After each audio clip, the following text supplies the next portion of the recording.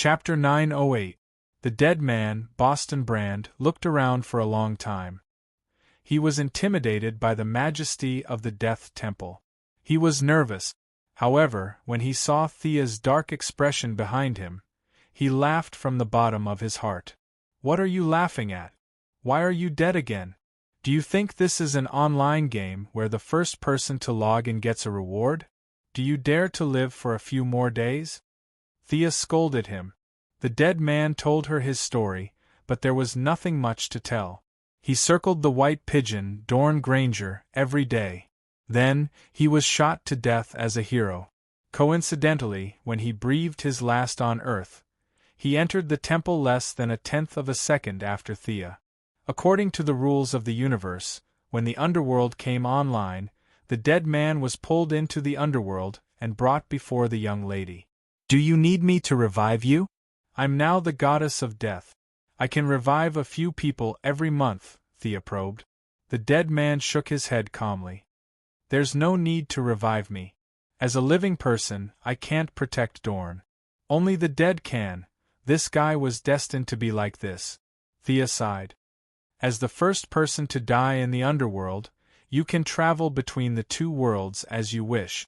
Go play with your white pigeon." She was not abusing her power for personal gain. After receiving the information from the underworld, there was indeed such a rule. The young lady hurriedly sent the dead man away. She was like an online game where souls were coming out. She had no time to waste. Guangdong, La China, and Bernard, as the elites of the Apocalypse Star, followed her orders and started guiding the souls. The soldiers from the Apocalypse Star also had bodies. These bodies were only effective in the underworld. They would turn to dust the moment they left. The miscellaneous soldiers were assigned to the 3 new gods, and the originally chaotic market slowly regained some order under the efforts of the 3. "Your Majesty, we're understaffed." As Darkseid's loyal dog, he had no problem changing sides. However, Guangdong was too busy. He complained to her whenever he could. Thea could only activate the great summoning art and ask for help. The siren led hundreds of her tribesmen and set up camp in the underworld.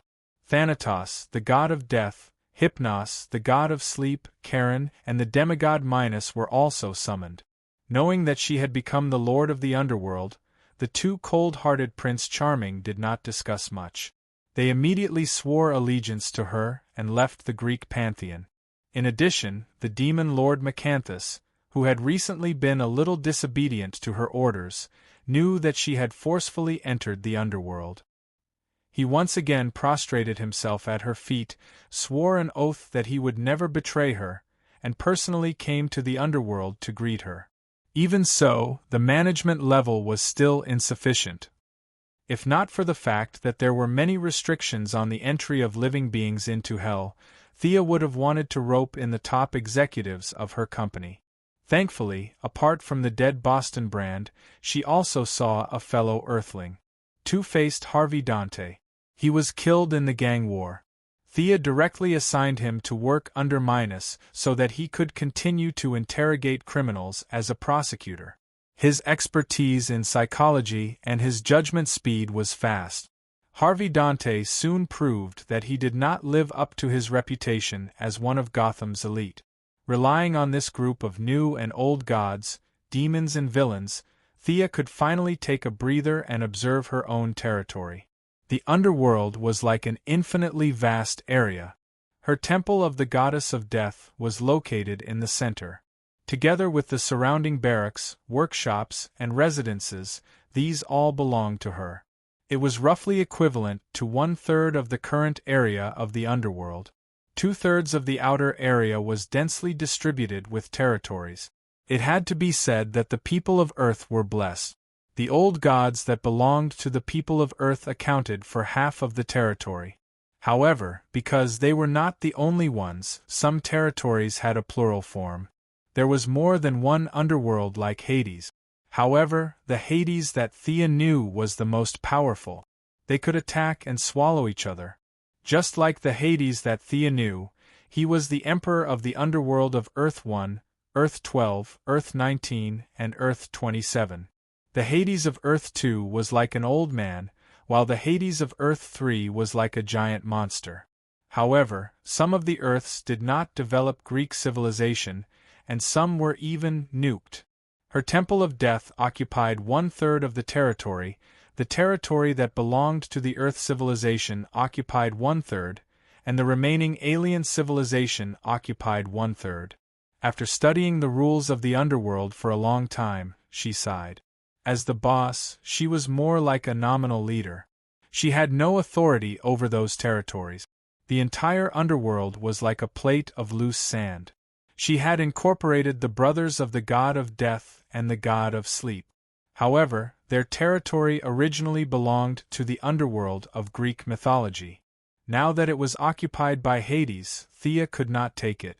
Due to the restrictions of the rules, she was like the chief of a large tribe in a primitive society. She had no authority over these nominal subordinates. These rules were set during the creation of the world. Unless she was stronger than God, she had to follow the rules. What a joke! If I can be stronger than him, why would I want the underworld? She stood at the entrance of the temple with her hands behind her back and looked at a group of people busying themselves. No matter what, she was now a big boss of the multiverse. She sent Guangdong, who was quick to act, to the various death territories. Your chief is short of manpower. Send people to help. The various death gods were all unwilling. The weaker ones had no choice but to come. The average ones tried their best to shirk the responsibility.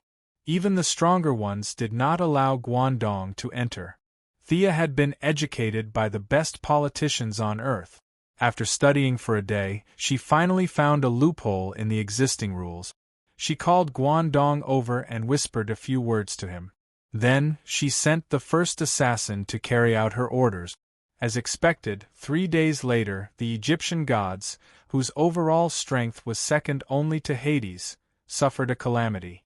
The god of death, Anubis, cried like a dog and ran to her temple to ask for help.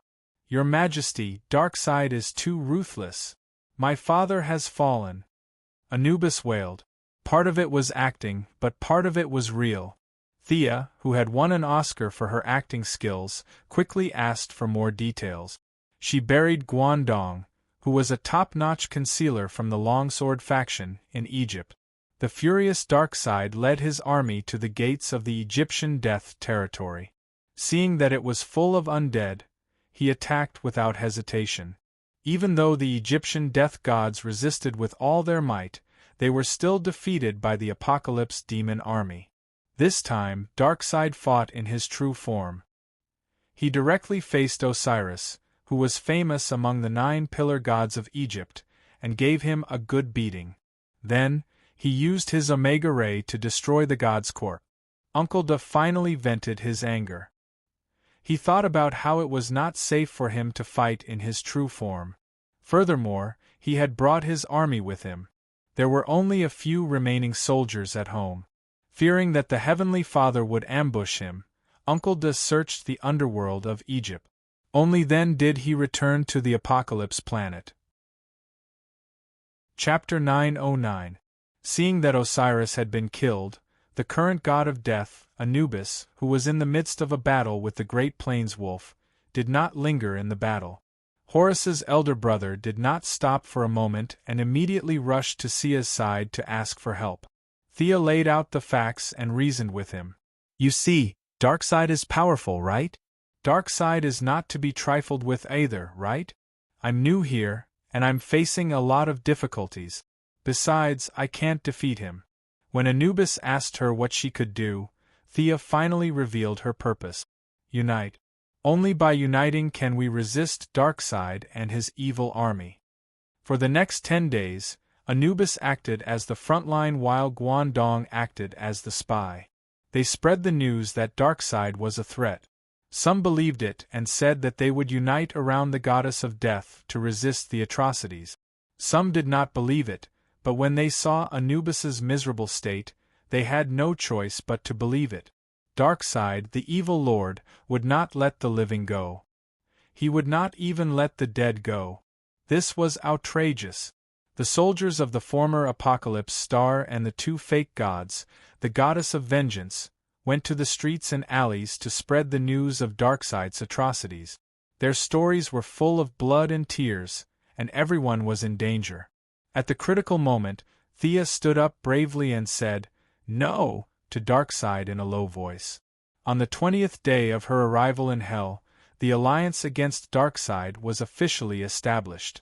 In order to thank their boss for stepping forward bravely, a bunch of members who had money and strength put in effort. A lot of resources were thrown in, and the Death Goddess Shrine finally had a new look. Guangdong continued to work as an intelligence officer, while the two goddesses of vengeance, Lucana and Bernard, became Thea's bodyguards. The god of sleep and the siren were in charge of the daily work of the temple. Minos was promoted to be in charge of all the soul trials, and Two-Face was his assistant. This was a huge workload, and Thea was dizzy from the workload. Not all souls could be reincarnated. According to her division, those who were virtuous would be reincarnated first, and those who contributed to the race would be reincarnated first. Even if they were only reincarnated with 1% of their previous abilities, they would still have a higher starting point than the new souls created after being assimilated by the will of the world. This was the purpose of Hell. It was to establish a virtuous cycle that would make the multiverse better and better. The old man Karen was still doing his old business, collecting dirty money. There was no need for him to row the boat here. He was only responsible for selling the resurrection slot. Just as Thea and Boston Brand had said, the Lord of the Underworld had the resurrection quota. This quota was different from the resurrection of the White Lantern. Those who were resurrected would forget their experiences in Hell. It wouldn't be appropriate to give it to anyone. She would just give it to Sharon and sell it. After all, she was still the goddess of wealth, so she couldn't be biased. Thea had even thought about it. If Quarren caused too much public resentment, she would decide based on the situation. She would either confiscate his assets or chop his head off.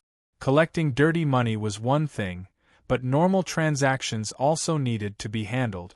As the leader of Hell, she couldn't tolerate the fact that she wasn't the wealthiest person here.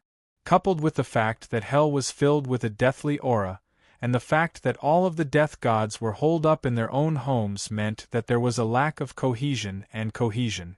Thus, she immediately brandished her banner and began to conduct business on a large scale. The specialty of Hell and the specialty of the material world were transported to Hell, and the specialty of Hell also flowed into the two areas mentioned above. Several human businessmen and economists who had just died, under the leadership of the demon lord Macanthus, carried out economic promotion, development, and trade activities with Hell's characteristic. In order to attract a large number of necromancers to her side, she also established Hell's magic network. In just 10 days, thousands of necromancers, more than 50 great liches, and more than a dozen dragon liches came to join her. The growth rate was very fast, and Hell's military force could be considered to have taken shape. After sorting out a bunch of miscellaneous matters, Thea sat down steadily. Only then did she realize that she had been away from home for more than 3 months. The affairs were handed over to several subordinates, and the young lady directly set off for home. The Heavenly Father didn't restrict her authority to use the Mother Box, which meant that both sides were re-evaluating their relationship. However, it wasn't good for kings to meet and discuss directly. Some probing work was still needed. Thea didn't care about those trivial matters. When she returned to Earth, she first went to find Diana. Apartment, no. Office, no. Where did she go? The young lady murmured for a while. In her impression, Diana was like a model worker, working and resting. She lived a life of 2 points and 1 line every day. It was very regular. What happened today? The gods had reached her current level, and many fates had opened a gap to her. She could sense many closely connected people. This was not magic, but a kind of cognition of the trajectory of the world. After carefully sensing Diana's position, Thea's eyes flashed a trace of surprise and understanding. She didn't disturb anyone and flew directly to the east. Belgium, a nameless small village. Poisonous gas polluted the groundwater here. Even today, there were still no traces of living people here, but this was the place where their love began. Walking into the village, many traces of that day were still vivid in her eyes. Her gaze automatically looked not far away. On a not-too-high mound, Diana was hugging her knees and staring blankly into the distance. Her strength was already higher than Diana's, and the other was a little distracted, so she didn't notice. Thea slightly released a trace of divine power and coughed. Ah! Diana woke up abruptly and then quickly turned around. When she saw her smiling face, her vigilance turned into ecstasy and enthusiasm. "You're back!" The Valkyrie suddenly jumped over and directly pushed her down. She was indeed pushed down. It was only because their physical attributes were high. If ordinary people were to play like this, they wouldn't be able to escape from high paraplegia. The two of them were very close, and their noses were filled with each other's breaths. Diana carefully looked at her eyes, wanting to confirm her current state. Thea hurriedly put on a pitiful look, which made Diana laugh. "Are you serious?" Who cared whether it was fake or not? Thea took advantage of the time when she was talking and kissed her. Yes, the familiar action, the familiar taste, the lover was still the same and hadn't changed. Diana's heart was filled with joy, and she responded passionately. After a few rounds of fighting, they stopped. After all, this was not their home. They began to talk about various things that happened after they parted. Thea didn't have much to say. Whether it was the gladiator arena or the bloody battle on Planet Revelation, it didn't quite fit Diana's values. She wisely chose to skip over it and focused on listening to the story. Superman is in big trouble, listen to me. Batman is in big trouble, listen to me. Green Arrow is in big trouble, listen to me. Diana had a lot of things to say, so she opened her mouth and blabbered on, which made Thea speechless. Chapter 9-10. Superman had been fighting a battle of wits and courage with the Shogi Association for the past 3 months. The Secret Service had been using the advanced weapons in Fortress Dugu as an excuse. Superman had also been searching for evidence to prove that the Shogi Association was a threat to the world and Earth. Batman was also in big trouble. The Joker had kidnapped the old butler, Ah Fu. Did the Joker know their true identity? Were there any signs of the Bat family being exposed? Nightwing and the others asked Batman, but he insisted, "Don't panic, it's not a big problem." In the end, the problem was not only not a big problem, it was a huge problem. In the end, the Joker fell into a mountain stream. No one knew if he was dead or alive, but a strong sense of distrust began to grow among the Bat family. Perhaps the Green Arrow Oliver drank too much or had his head squashed by a door, but in the 2nd month after Shadow gave birth, he confessed that he had an illegitimate child. The Green Arrow was so angry that she took the child back to her parents' home. After that, the Flash was framed by the Thinker Devo and imprisoned. The Green Arrow Kyle Rayner lived with Solanik. He did not expect her to be Sinisto's daughter. He was chased all over the world and was now hiding thousands of light years away from Earth. The Sea King was in a love-hate relationship with his brother. Diana missed Thea and was also in low spirit. In short, the Righteous Alliance's companions had been very aggrieved for the past 3 months. As if they had discussed it beforehand, they disappeared in front of the public at the same time. The only good news was that Hal Jordan had returned to the Green Arrow and returned to the superhero team. Is that so? It seems quite troublesome.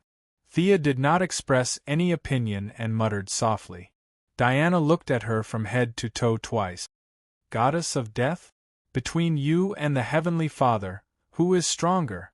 This was a very good question. Milady quickly sat up straight and answered with the bearing of a master, "I'm about the same as him." Seeing that Diana's eyes were full of doubts, Thea pursed her lip. "You don't believe me? I believe you." "All right, I believe you more or less." Diana thought for a while. "You've reached the end?" Is there still a path ahead? At the mention of this, Thea withered. She knew that the Limitless clan was right in front of her, but how to get there was an extremely troublesome matter. No matter how much willpower burned, she wouldn't be able to gain much insight. Moreover, there really wasn't much of a calamity greater than the Night of Darkness. The early stage of the new deity stage was very fast, but at her current level, it was too difficult to take another step forward.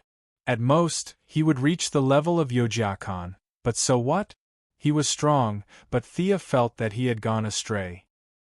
She would accumulate deity slots to her limit, then search for top-grade deity slots, and give up on the lower-grade ones. In her opinion, this was a bit like farming for equipment. She only valued power and ignored her own needs, which was not a good idea.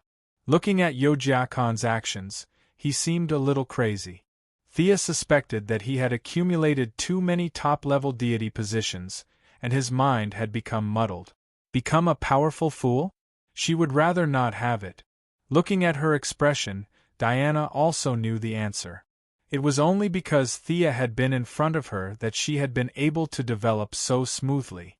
When she thought that there was no path ahead, it was a bit of a blow to the Valkyrie. Saying that there was no path ahead was more or less to increase Diana's pressure. Thea could observe death from life. If she obtained the equation of life, it would definitely allow her to have a new breakthrough in the death rankings. However, Diana might not be able to take this path. The remaining Judas Oath regarding sin, the silver coin of redemption, and even the shadow of Earth 2 might not be suitable for Diana.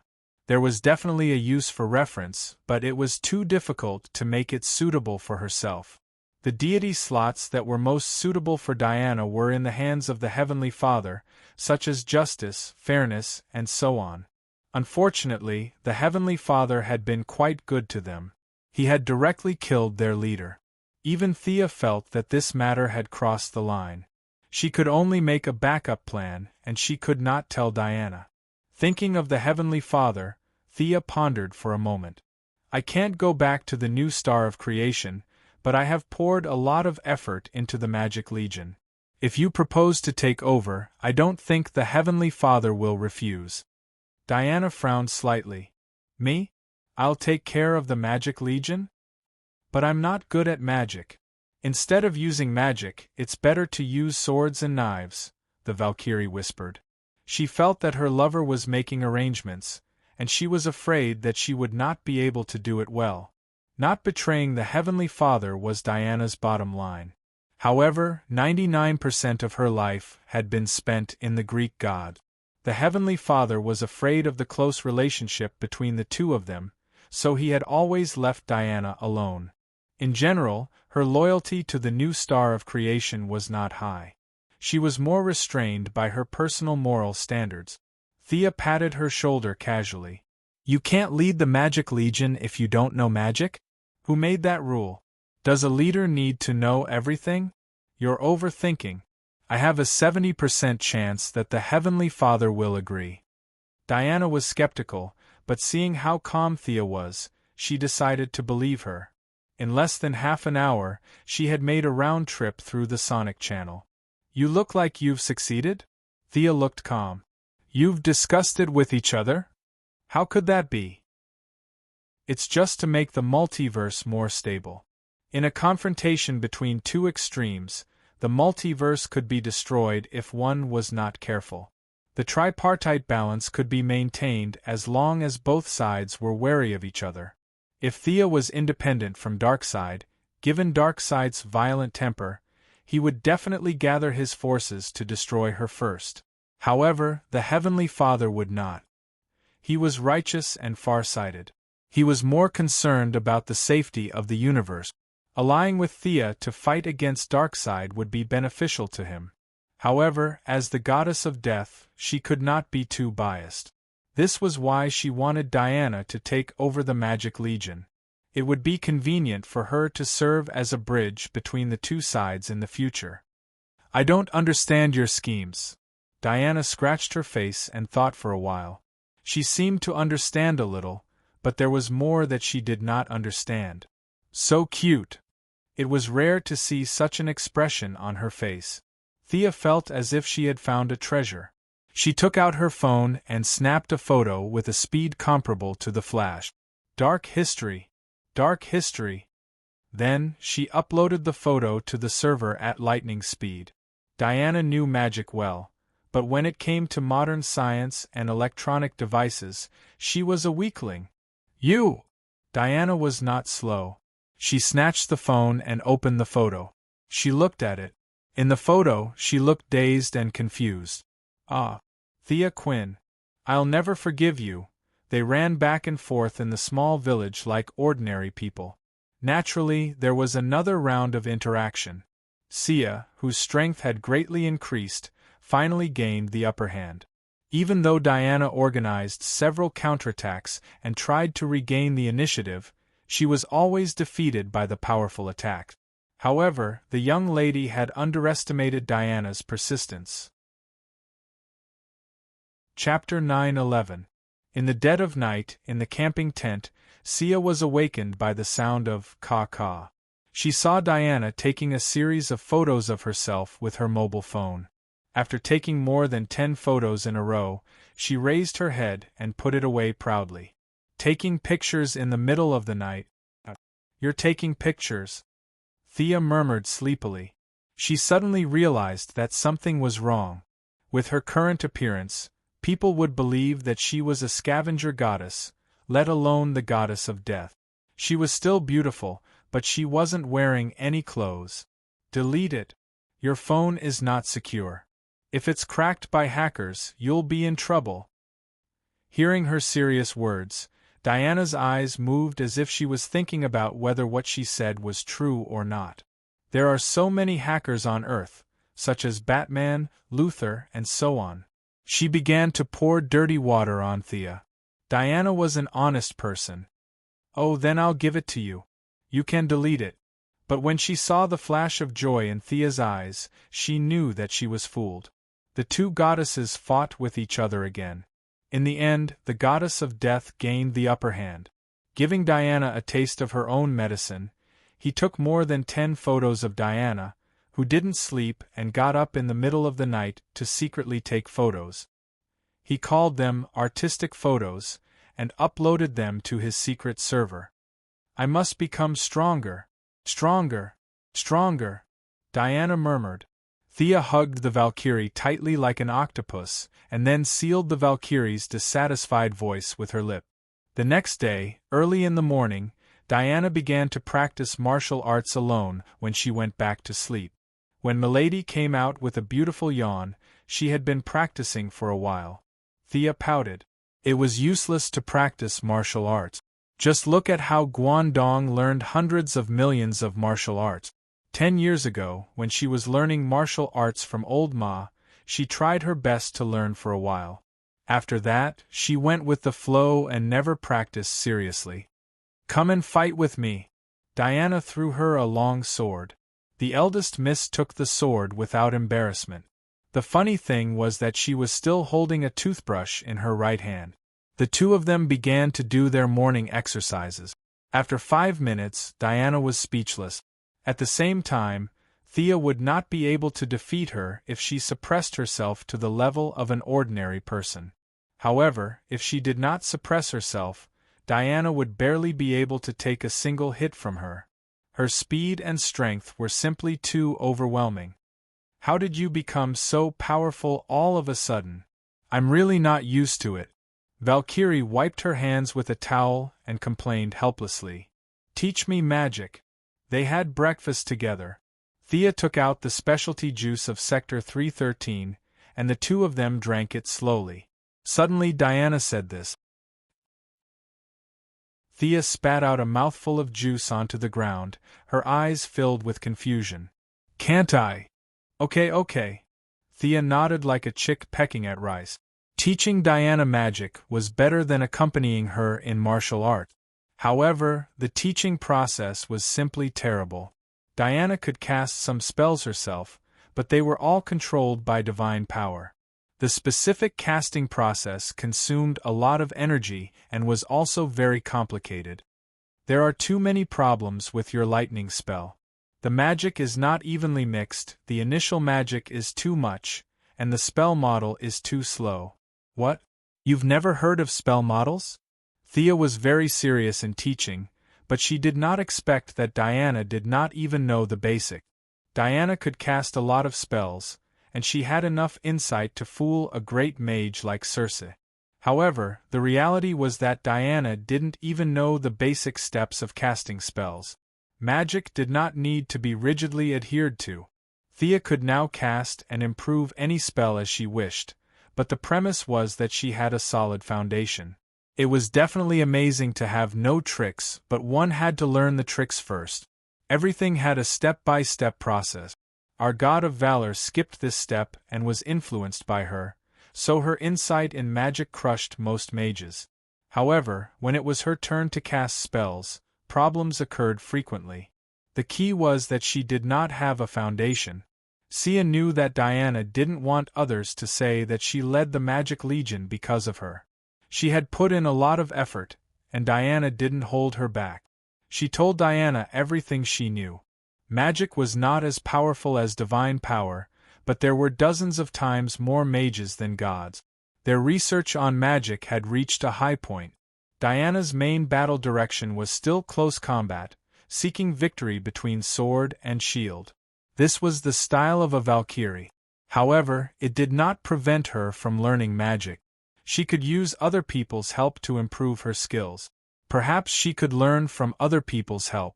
Diana's high intelligence, high perception, and high perspective allowed her to improve rapidly in the past 3 days. The Valkyrie was addicted to the idea that she used to have, and in order to repay Thea for teaching her, she allowed Thea to bully her for 2 nights. It's too complicated, it's better to use the sword. This was what Diana said to Principal Thea at the graduation ceremony. In response to her behavior of scolding the cook after eating, Sia could only slap her perky and plump buttocks twice as revenge. Ever since she was young, she had always dreamed of leading thousands of troops to conquer the world. After dinner, Diana did not waste any more time and opened a passage to the new planet to officially take over the position of commander of the Magic Legion. Although the speed of casting forbidden spells could not be compared to Thea, it was more than enough to fool ordinary people. Thea did not stay for long and turned back to the underworld. The Heavenly Father had shown his kindness, so she had to return the favor. Thea had used the soul deity position on the new planet to create a fake underworld. Now that she looked at it again, it was extremely crude, and the soul was constantly weakened. Even after reincarnation, there were not many who could be better than in the previous life. Now that the official version was released, the pirated version could be put to rest. The dead from before could come to her side to queue up. The dense death aura in the underworld was very beneficial to the dead. With a strong soul, when they reincarnated, their attributes would be better than ordinary people. As for the dead after she took over, according to the rules of the underworld, it should be fair. However, she still opened a back door. The dead from the new planet and the apocalypse planet would be reincarnated at a ratio of 5 to 4. 5.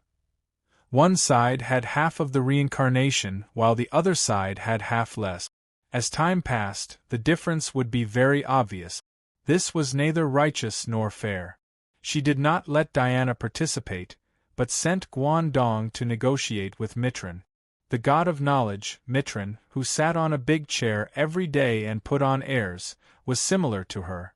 They both belonged to the neutral camp, but he had no territory and no power, so he could not be as free and easy as Thea. Of course, he knew Guangdong, who was sneaking around every day. They quickly finalized the details on behalf of their respective bosses. On one hand, the Heavenly Father did not want his people to suffer. On the other hand, his new planet was crying and howling every day, which was really an eyesore. When he heard that the dead would be treated well in the underworld, he let them go without hesitation.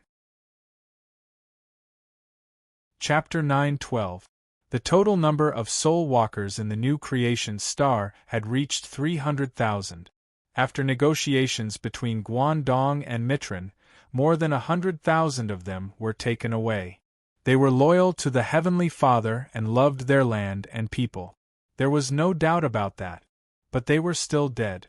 The living and the dead fighting side by side sounded beautiful and vivid. Perhaps one could even imagine some inspiring stories, but in reality, it was very difficult. The breath of the living seemed to be burning the dead. The darkness of the dead also affected the living in all aspects. It was a sure sign of mutual harm. Rejection, disrespect, indifference. It was only a matter of time before it developed into humiliation. There was not much use in keeping them, so the Heavenly Father decided to let all those who wanted to go to the underworld go. What a good old man! Thea had obtained an army of more than 100,000 souls. After listening to Guangdong's report, she could not help but sigh. She could not bear to hurt such a charismatic leader for Diana. After arranging all the matters, she returned to Earth and prepared to visit her mother. She did not expect to see Damien's email as soon as she returned to Earth. She read it briefly. The other party only asked her to call back. Why was the naughty child looking for her? She called back. Damien did not treat her as an outsider at all. Perhaps Mother gave me life, but he taught me how to live.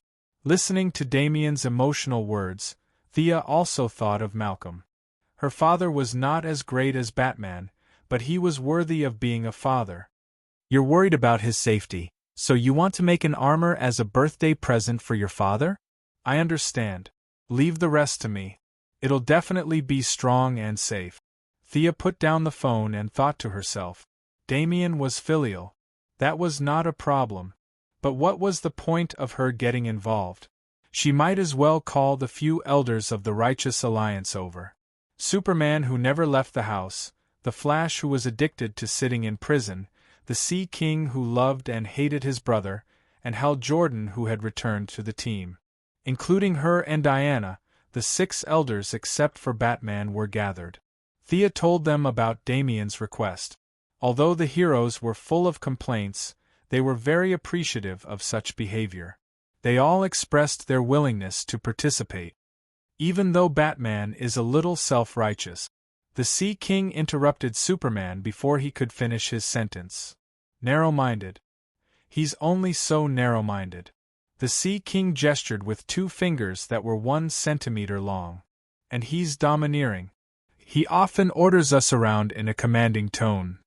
Never admitting your mistakes.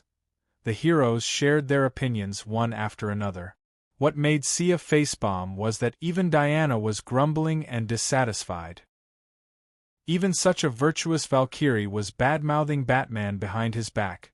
It was clear how much of a failure this guy was. But please, heroes, we are here to research how to make a birthday present, not to start a war. Who is he trying to deal with by secretly creating a high-speed scope? Do you think I don't know? After being locked up for 2 weeks, the Flash's temper had obviously risen. That's right. He's also secretly studying the genes of the Atlanteans. He's most likely trying to create a potion that can kill all the Atlanteans at once. He's probably hiding a yellow light ring. Yeah, he's collecting kryptonite and secretly creating an anti-Superman armor. Yeah. He's also creating an anti-Thea armor. She tried to stop them, but as they talked, the atmosphere became more and more heated. Even Thea was dragged into it. The heroes were very happy with their discussion. Everyone found a common topic, and their previous troubles seemed to have been forgotten. The atmosphere was extremely heated. They could almost see the image of Batman being pressed to the ground and calling for his father. Superman was smiling especially enchantingly. Even Thea was wondering if she should drag Batman over and beat him up. Then, they finally remembered their main mission. We seem to be discussing how to make a birthday present. How did we get sidetracked? The heroes reflected. It's not that we're being shady, but we've been under too much pressure recently, ahem. Thea coughed twice and tapped on the screen. A set of black armor appeared. This is the outer appearance designed by Damien. It's called the Hellbat armor. Let's divide the work. Superman and Neptune were in charge of the outer shell. One of them was forging on a star, while the other was quenching and condensing in the deep sea. The strength of the armor would reach an unprecedented level. Diana added Olympus enchantment to the armor, which made it immune to most spells. The Flash provided the power of speed, which pushed the speed of the armor to the limit. Green Lantern Hal added courage to the cape. Even in the darkest world, he could find a ray of light. Thea finished the last part of the work. The metabolic control in the original timeline seemed unreliable. This was Darkseid. Could an armor powered by metabolism fight against him? That was obviously nonsense. Without a strong power source, it was impossible to drive the armor, let alone fight against Darkseid for more than 10 rounds. That would require a lot of energy. For that, she used the divine power of death. Just as she said before, Batman was no longer an ordinary person from the moment he connected to the dark multiverse. The divine power of death could kill an ordinary person instantly, but with the support of a universe, he could control it for a long time. She didn't tell anyone about these reasons. Her excuse was still the metabolic drive. Even if Batman studied it carefully, he could only conclude that it would consume the user's lifespan. This was in line with the basic principle that there was a price to pay for using extraordinary power. They worked hard for a week and finally handed the armor to Damian. Damian provided the original form and prepared to be in charge of the final paint job. Thea reminded him in the end, "Damian, this armor is very dangerous. Neither you nor your father should use it." Damian agreed. One day, half a month later, he awkwardly and casually packed the armor into a huge box, as if it was a gift he had bought from a roadside stall. He pushed it to Batman. "Hey, your birthday present." Batman wasn't good at handling father-son relationships either. He didn't know how to respond. He replied blankly. Looking at Damian waving his hand and leaving the Bat-Cave like a little adult, a gentle smile appeared on Batman's face, which had been calm for thousands of years. He only opened the gift after his son left the Bat-Cave. He took a few glances at it and knew that it didn't just represent his son. It was also a token of appreciation from his old friend. Using life force as the driving force. There was a note on the armor. It was written by Damian, but it was obvious that it was written by Thea. Chapter 9:13. As far as Batman knew, only the young lady could make such strange things. She was the most versatile. She was the only one who could integrate all kinds of messy energy from the magic lamp ring. Batman, who wanted everything to be under control, quickly checked the armor. After confirming that there were no oversights, he began the first test. Pain, a pain that seemed to penetrate deep into his bones. Even though his willpower was inhumanly strong and he had done a lot of mental preparation, the pain was still unbearable. In a place he couldn't see, a deep energy from a distant void replenished his body and helped him share the pain. Batman thought that he was gradually getting used to the pain and didn't notice this abnormality. After taking 2 deep breaths, he finally experienced the power of this armor. The dozens of testing devices in the Bat-Cave were all maxed out. This wasn't a coincidence, but because the armor's value had exceeded the testing limit. Its strength could shatter mountains, its speed was so fast that it seemed like it could run to the moon, and its remaining endurance and reaction speed had reached a terrifying level. What an intoxicating power! The piercing pain made Batman complete the test quickly. Looking at this dangerous and deadly armor, the power that seemed to control everything and destroy everything was very fascinating, but he suppressed it with his willpower. Damian didn't know his father's worries about happiness. He left the Bat-Cave and found his good friend, little Jonathan Kent. "I don't think he likes it very much." When his friend asked about his birthday present, Damian said with uncertainty, "How can that be? I gave my dad a fountain pen last year. He was so happy that he jumped. No, he flew. Little Jonathan looked like he was very experienced. Then, he suddenly realized something. What did you give him? Damien's eyes widened and his face fell. A fountain pen? That thing can be a present? The materials of my present alone are worth $1 billion, not to mention the cost. It's the kind that money can't buy. Your dad was so happy that he jumped up. Actually, my dad almost jumped up too, but he was in pain. The two half-grown children studied it for a long time, scratching their heads in confusion. They could only say that they didn't understand the world of adults. Just as they were about to return to their respective homes, they saw a large truck speeding past in front of them and quickly disappearing from their sight. Chase after them. Damien pulled little Jonathan and ran forward. Is Robin also responsible for traffic accidents? Idiot, there's a magic reaction in that car. Damien transformed into a cloud of black smoke and quickly chased after him. Little Jonathan's ability was intermittent, but after being stimulated by the Blood Brothers in the Sahara Desert, he seemed to have stabilized a lot and could maintain a relatively elegant flying posture. As the second generation of famous bears, they had been influenced by what they saw and heard, so they were very methodical in their work. They would not lose track of a suspect, nor would they be discovered because they were too close. The truck quickly left the city and drove into the country roads, creating a lot of obstacles for them to follow. When they caught up with it quietly, the truck had been parked in front of an auto repair shop for a long time. Don't go any further. Damien pulled little Jonathan back. There's a very powerful magician in there. Other than Sister Sia, I've never seen such a powerful magician. The two brats stopped in their tracks. Little Jonathan wanted to use his supervision to investigate, but Damien stopped him. This won't work, that won't work.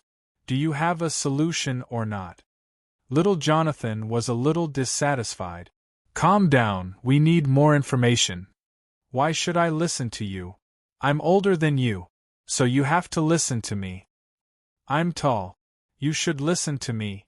The two lowered their voices and bared their teeth, as if they were going to eat each other. They quickly quarreled. Damien finally decided not to use supernatural powers and use technological means to investigate.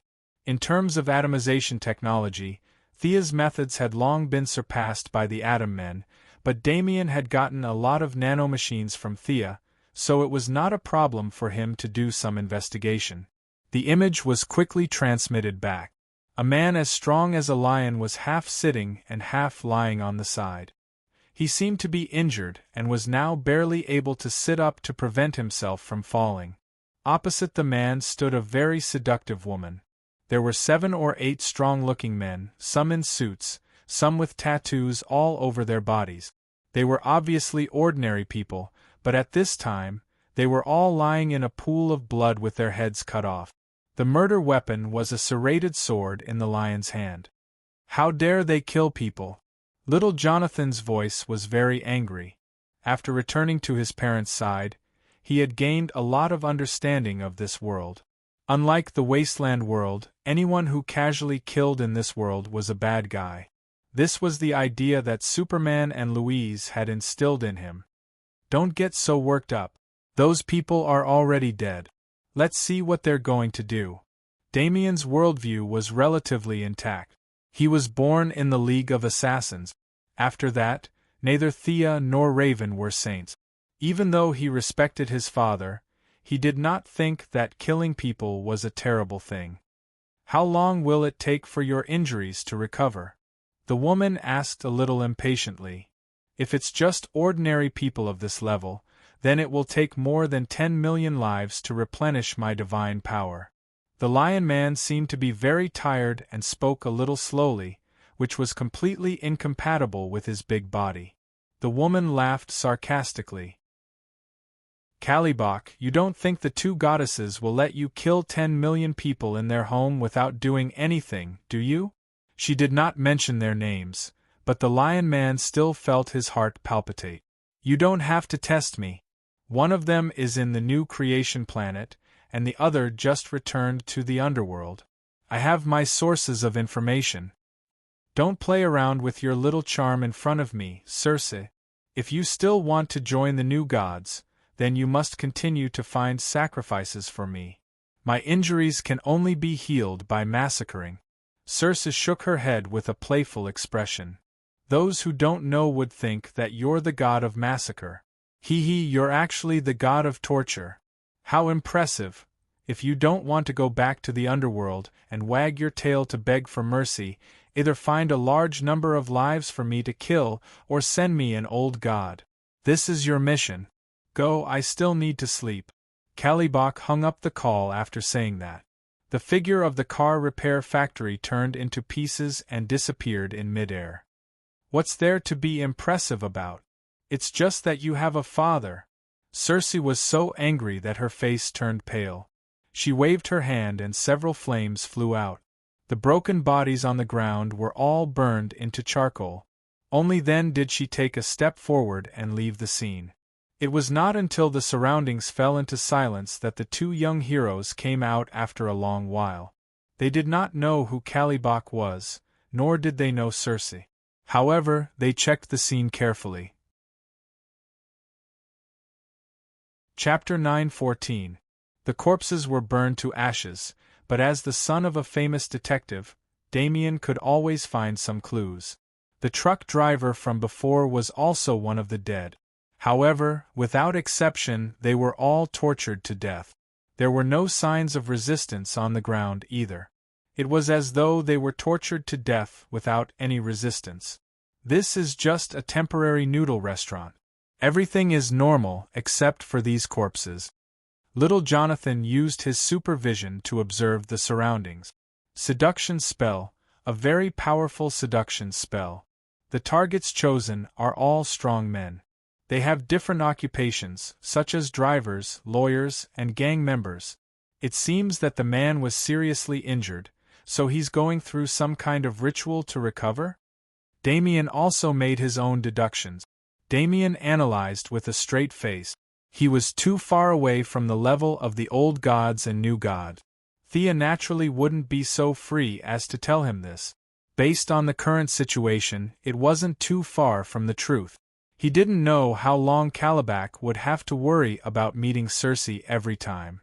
Thea had just come into contact with the divine power of death that day, so she didn't use much strength.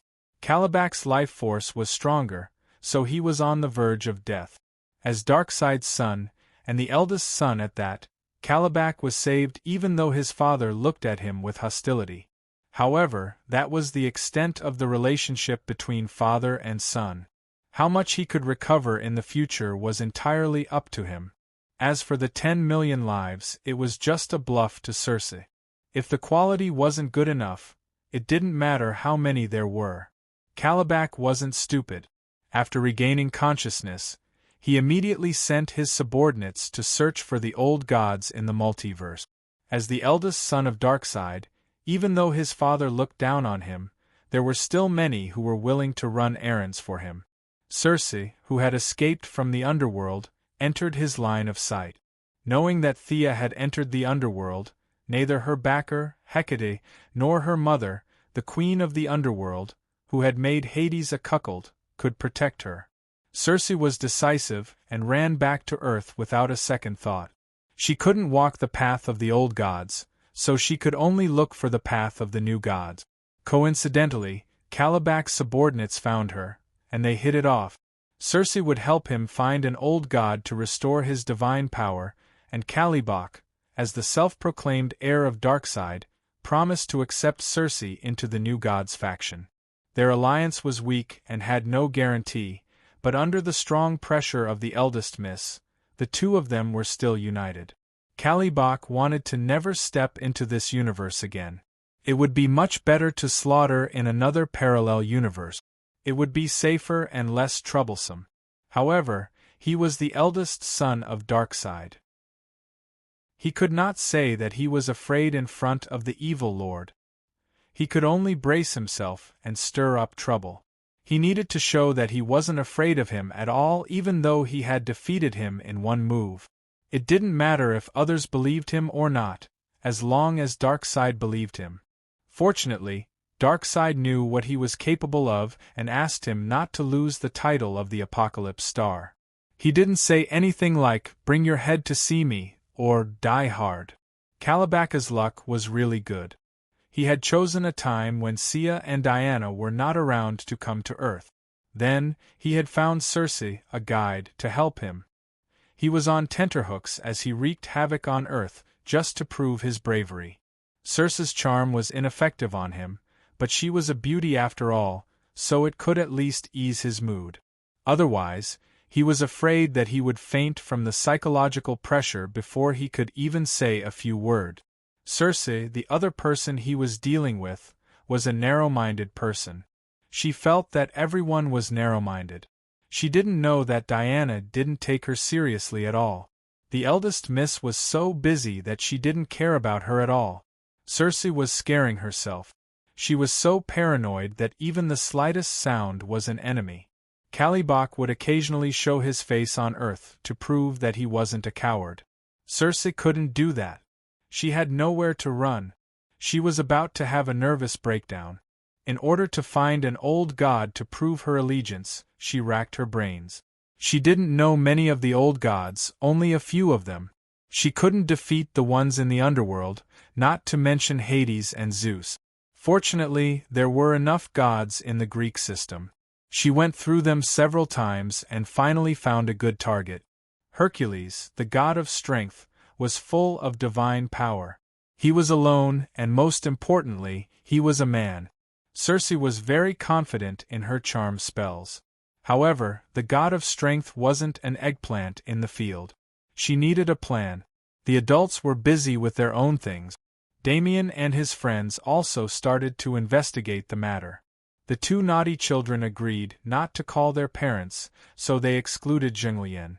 As for the young titans, little Jonathan wanted to ask them to do the mission together, but Damien rejected this suggestion.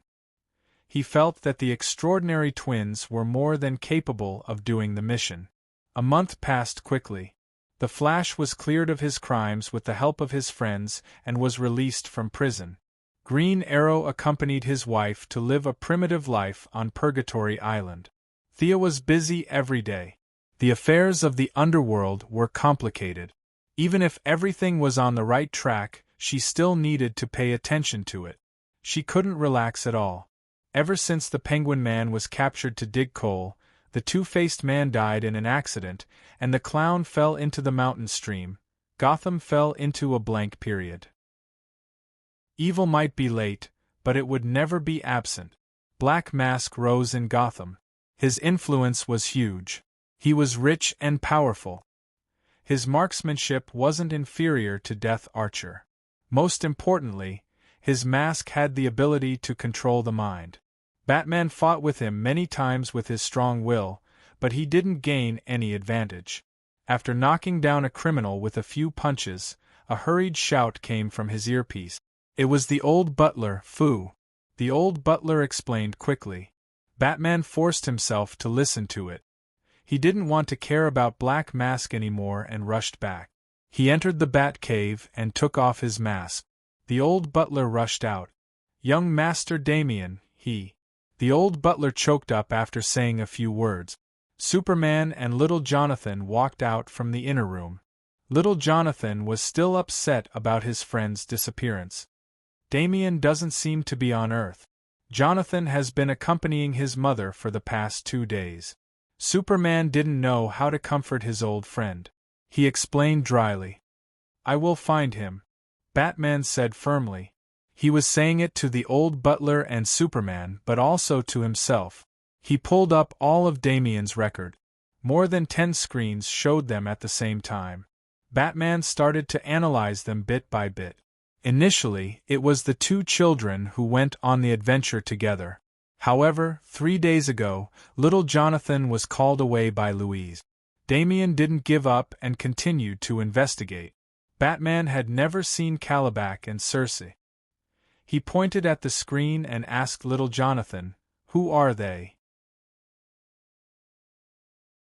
Chapter 9:15. Little Jonathan shook his head. "Not yet, but Damien said that this woman is good at magic." Rubbing his forehead, Batman knew that it wasn't the worst yet. He trusted his instincts and forced himself to calm down. If Superman said that there were no such people on Earth, then these two people were definitely not from Earth. After all, Karabakh was more than 2 meters tall, had a big head, and his hair and beard were all connected. His appearance was too obvious, and it was difficult for people on Earth to grow up like him. They don't look like aliens either, at least this woman doesn't. Superman seemed to know what Batman was thinking and reminded him. As an old friend, and this matter also involved his son, Superman was very attentive. He even put aside the Fortress of Solitude and did a lot of work in less than 3 minutes after receiving the news. Seeing that Batman was listening carefully, he continued to add, "From my experience, Thea probably knows these weird guys, but she and Diana are not on Earth at the moment. I've contacted her secretary, and it seems that she's not in the universe either. Maybe the White House has some information, but my identity is sensitive, so it's not convenient for me to go." Superman gave him a suggestion. Batman put on his mask again and nodded to show his gratitude to Superman. "I can find her."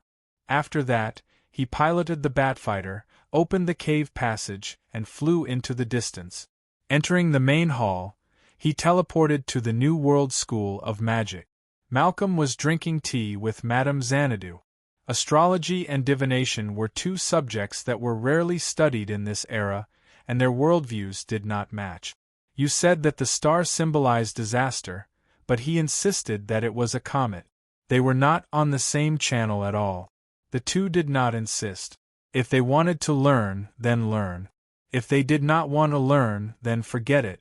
Away from the hustle and bustle of the world, they looked at the stars and played cards when they had nothing to do. As if sensing something, Old Ma's eyes suddenly became extremely sharp, and he raised his hand and a white light flashed.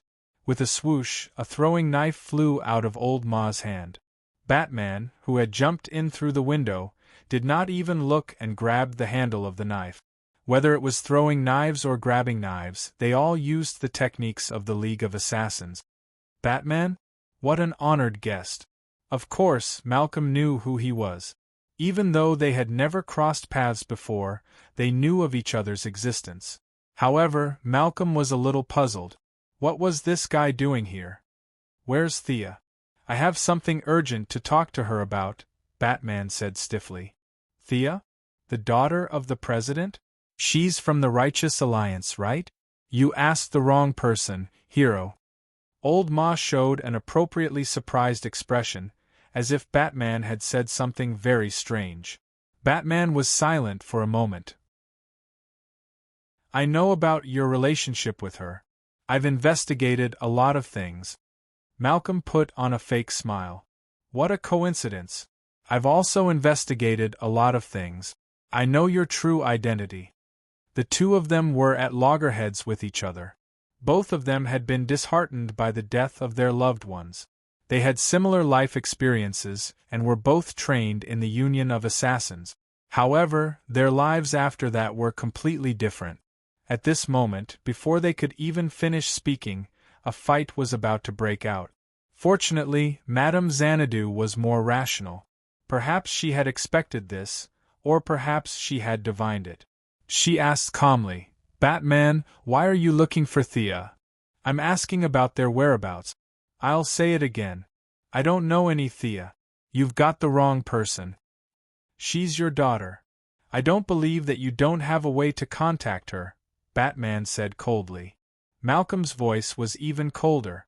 "Mr. Wayne, you've crossed the line." Madame Xanadu, who had always been quiet and good-tempered, covered her face. Were these two born to be at odds with each other? Why were they so angry? She hurriedly stepped in to smooth things over. Only then did the two men stop. Batman was usually not so impatient, but today, he was so worried about his son that he was about to explode. Deep down, Old Ma was still the evil big boss. He felt uncomfortable all over when he thought of the ninja master's expectations of Batman. It was already a show of restraint that the two did not take out their swords to fight. Knowing that Batman was looking for his son, Madame Xanadu also tried to persuade him. Malcolm finally snorted, took out a water basin, filled it with water, and began to recite the spell over and over again. It was extremely difficult to connect the earth to the underworld. Madame Xanadu was not good at magic, but she was still much better than Old Ma. The two of them worked together to increase the output of their magic, but the channel still did not open. In desperation, they could only call Constantine, Midnight, Zatanna, and Mr. E over. The six of them worked together as if they were summoning a big boss. Finally, they opened a channel to the underworld. You opened such a big channel to find me? Why is Batman here too? Thea was very puzzled. She had only left the channel for Old Ma to transmit her voice in an emergency. Who knew that these people would forcibly expand it, and the original phone channel would be expanded to a video connection? What was the other side? It was gloomy and cold. Constantine had been to heaven and hell, but he had never been to the underworld. Out of curiosity, he wanted to take a closer look at the environment on the other side. Batman pushed Constantine to the side, brought up the image, pointed at Calabac and Circe, and asked, "Do you know these two?" Thea was a little stunned. She looked at the image and said, "I do. The man is Calabac. I have not seen the woman before, but Diana has seen her before. Judging from her outfit, she should be Circe." Batman heaved a sigh of relief. It was much easier to find them with a name. He quickly asked, "Where are they?" Thea answered truthfully, "Calabac is on the Apocalypse Star. He is the eldest son of Darkseid. As for Circe, wait a moment, I will ask." The population of the underworld was now under the control of the Two-Faced Man.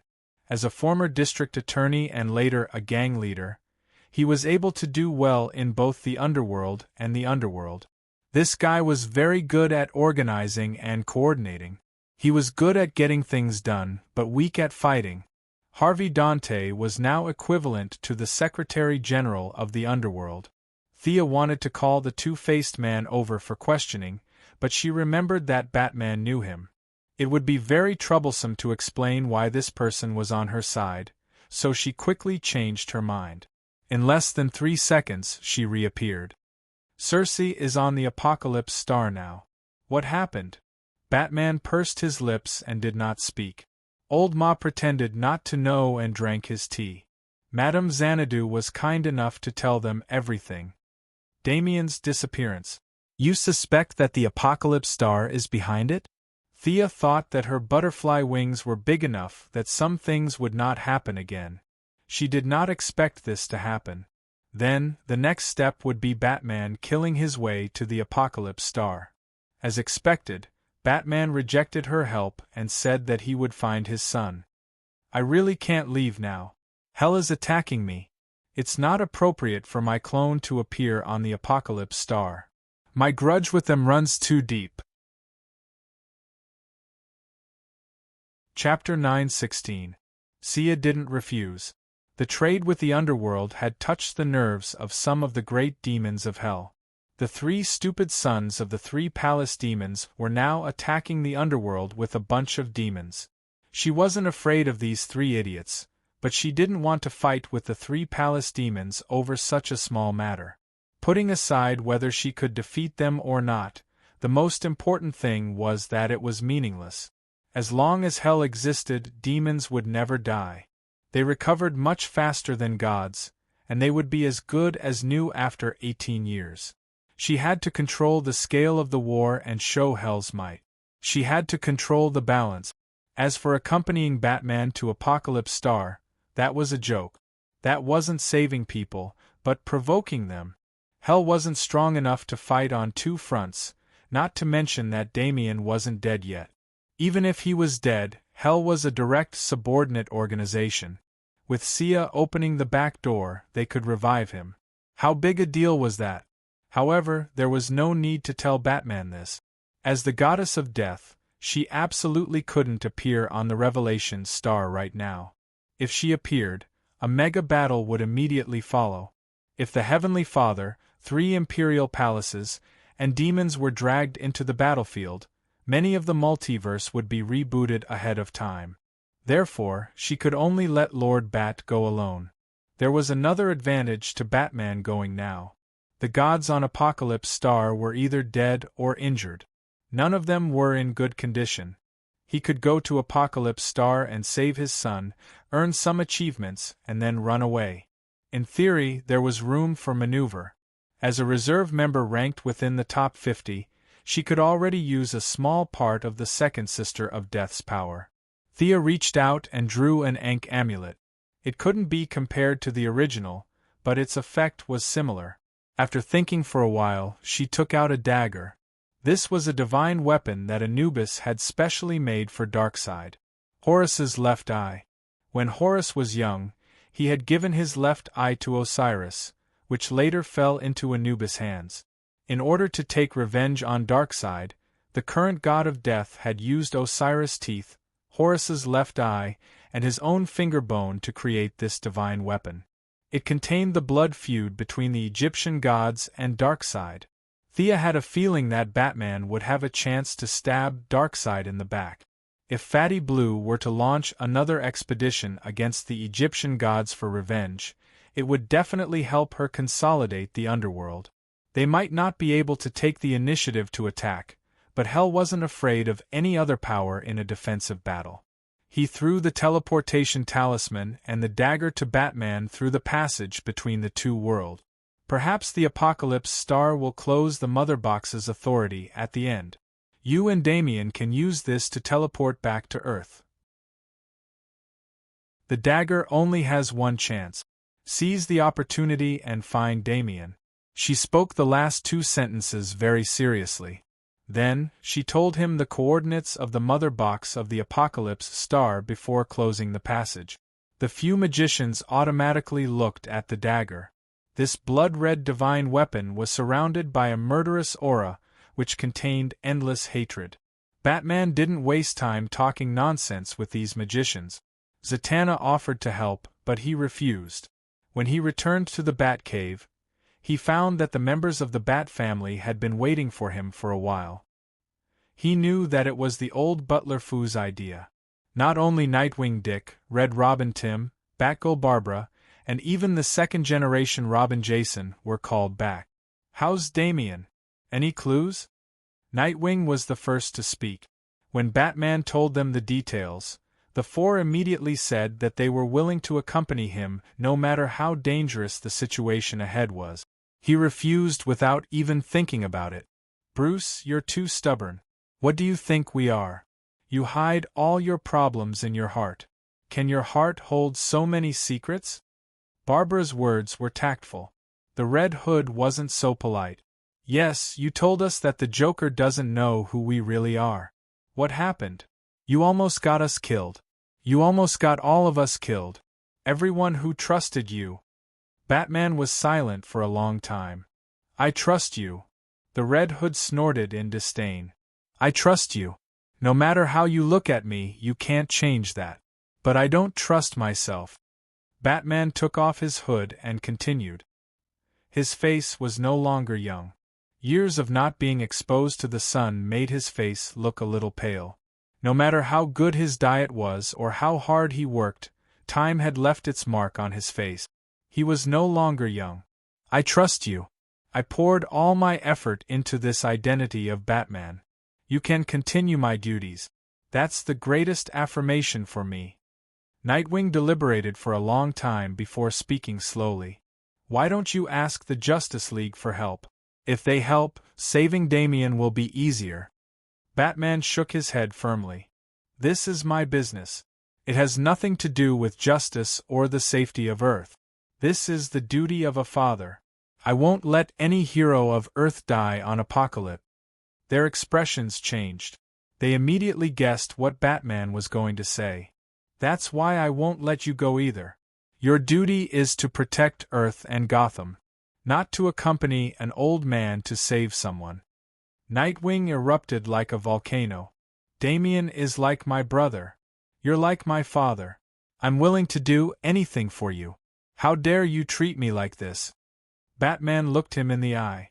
"If I don't come back, inherit my cape and cloak. That's what you should do for me. Tonight, Black Mask has a group of subordinates trading at the dock. You should leave." Then, he looked at them seriously.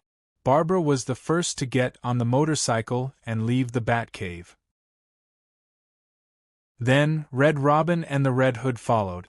Nightwing was the last to leave. "You must come back safely." Nightwing's voice floated to his ear. Batman's back was facing him, so no one could see his expression. After they left the Batcave, he put on his mask again. He walked to the depths of the cave and entered a complicated password in front of a heavy metal door. After a few rounds of fingerprint and pupil checks, he finally took out his trump card. Hellbat armor. He didn't expect this armor to be put to use so soon. Energy operation system, life support system, propulsion system, photoelectric stealth system, weapon system, and more than 10 other systems came online. With the help of the onboard computer, Batman quickly put on the armor. What followed was pain. Under the worried gaze of the old butler, Ah Fu, Batman opened the mother box. This was the loot from the last battle. He waved at the old butler, set the coordinates, and walked into the orange tunnel. He turned on the photoelectric cloak and entered stealth mode. Wearing the ink-black armor with a blood-red bat symbol on his chest, Batman quickly rushed out of the tunnel. Flames scorched the sky. Smoke from countless discarded materials rose into the air. Countless slaves were walking quickly with their heads lowered. The apocalypse demons that Roland had seen in the New World were working as overseers. Blood, sweat, curses, and screams mixed together. This was a terrible environment to be in. Chapter 9:17. Batman did not know how his son could survive in such an environment. There was almost no oxygen here. Anxiously, he turned on the detection device and was overjoyed. Damien's life force was still there, and he did not look like he was severely injured. He secretly ordered the armor to extract his life force and activate flight mode. A pair of 5-meter-wide bat wings spread out behind him. Amidst the light, he was like a large bird flying silently across the sky.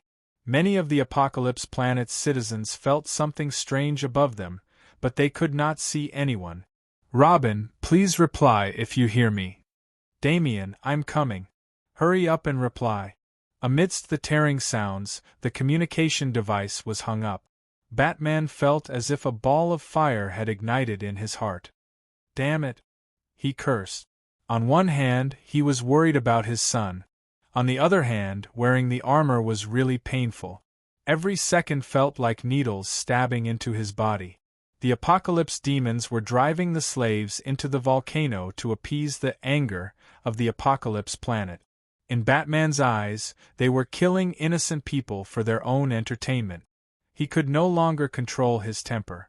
With a whoosh, he revealed himself and grabbed the necks of the 2 apocalyptic demons, smashing their heads together.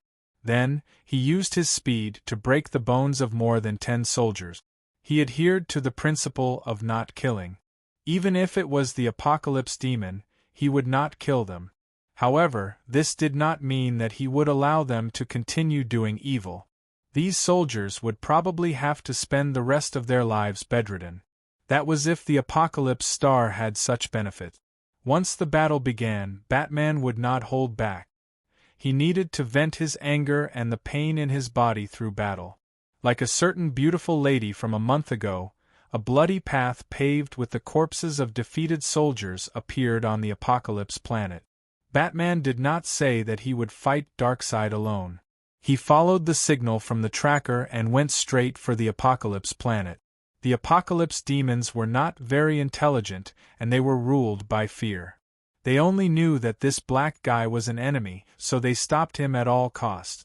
The Hellbat armor was a combination of the wisdom of all the people in the Alliance, and it was powered by Sia's god of death. Ordinary soldiers were no match for Batman at all, and the path of wounded soldiers was not inferior to the path of death that day. Seeing that there was no way to resist, someone immediately reported to the commander of the Apocalypse Star Army, Comrade Wasteland Wolf. What? Someone else is coming alone? The Wasteland Wolf's eyes were wide open. He couldn't understand. Our Heaven Enlightenment planet isn't some holy land of revolution. Is there a need for all of you to come and visit us? Are you sure it's a person? He asked the messenger.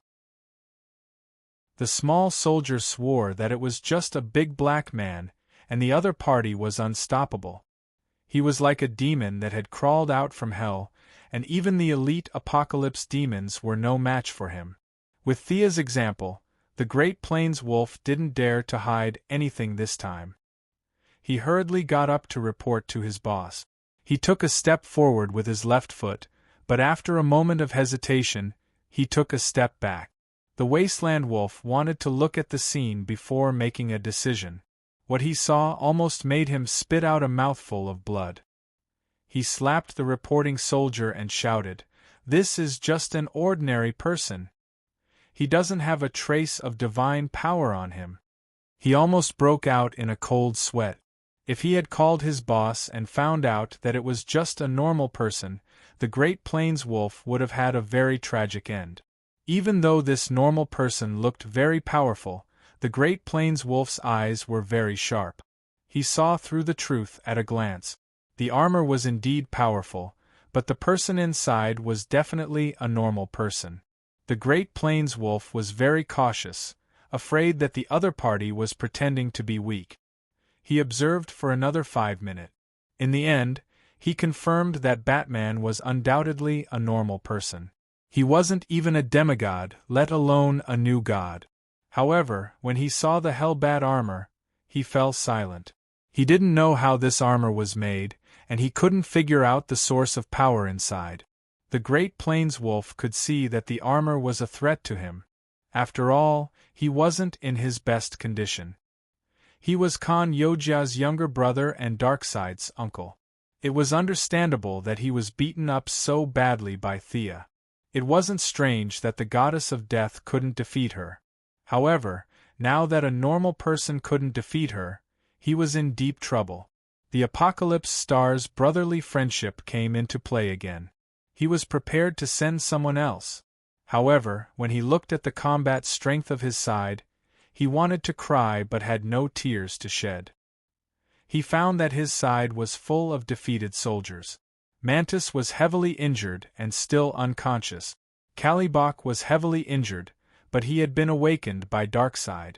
As for how much combat strength he had left, it was a sad story.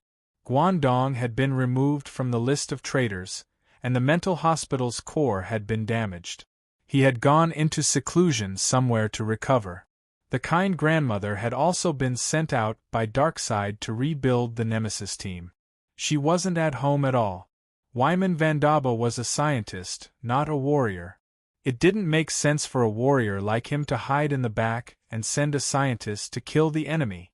After counting with his fingers for a long time, the Great Plains Wolf found that everyone on his side was injured. The only ones who weren't injured were himself and the Great Warlock. However, he was still scheming. He ordered his subordinates to tell Kalibok that it wasn't a new god who had come, but a normal person, so that he could avenge his humiliation. Kalibok didn't know that his second grandpa was planning to set him up. He heard that it was just a normal person. Even though he couldn't figure out why a normal person would come to the Apocalypse Star, he still charged out with his serrated sword. Batman was furious when he saw Lionhead. This was the guy who had taken his son away. It was true that anger rose from the heart and evil grew from the side of one's guts.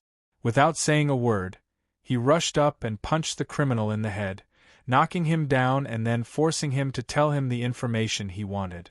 This was a common tactic Batman had used in Gotham for 20 years, and he still did it today. He never expected that Kalibok, who looked powerful and invincible, was actually just an embroidered pillow. After being rescued by Darkseid, he only had a sliver of health left. After being brutally tortured throughout the universe, he had recovered some divine power, but it was still far from his peak. Circe had some tricks up her sleeves. She had captured the god of strength, Hercules, and killed an old god, allowing Kalibaka's divine power to recover faster. Unfortunately, the god of strength wasn't just for show. He took advantage of the gap and escaped with serious injuries. Kalibak pieced together his divine power and barely recovered more than 10%, less than 20%. Facing Batman's all-out attack with the Hellbat armor, he didn't have time to think. He used the attack he was most familiar with, which was to meet force with force. With a loud boom, sand and stones flew everywhere, and the shockwave blew away countless soldiers. Batman was speechless. This guy with lion head was sent flying more than 10 meters. He spat out blood as he lay on the ground, his whole body twitching. It was visible to the naked eye that his skin and bones were trembling. His bones and blood vessels were ruptured, and it looked like he was about to die. Chapter 9:18. It was too strange that Kalibak was heavily injured. How could a paranoid person like Batman believe it? He grabbed a soldier, curled him into a ball, and threw him at Kalibak. Pfft! Like a small fountain, Lionhead vomited another mouthful of blood. His eyes had been filled with unyielding hatred when he looked at Batman earlier, but there was nothing now, because he was in a trance and was about to die. Am I that powerful? Batman looked at his fist, then turned back to look at the injured soldiers behind him. This didn't make sense. These soldiers were only heavily injured, but this guy who looked like their leader was beaten to such a state by him? Was he here to extort money? Even with Batman's level 9 intelligence, he couldn't figure out the real reason behind this. He didn't know that his armor was powered by the god of death, and that Kalibak still had a large amount of the god of death in his body. Darkseid's father-son relationship wasn't enough to help him neutralize the god of death's power. Now that the god of death was working together, Batman's punch directly triggered his old injury. Kalibak might have been able to withstand it if he was in perfect condition, but now he could only lie on the ground and wait for treatment. Batman wanted to interrogate him about his son's whereabouts, but he could only give up when he saw Kalibak's state. He was afraid that he would kill him with another punch.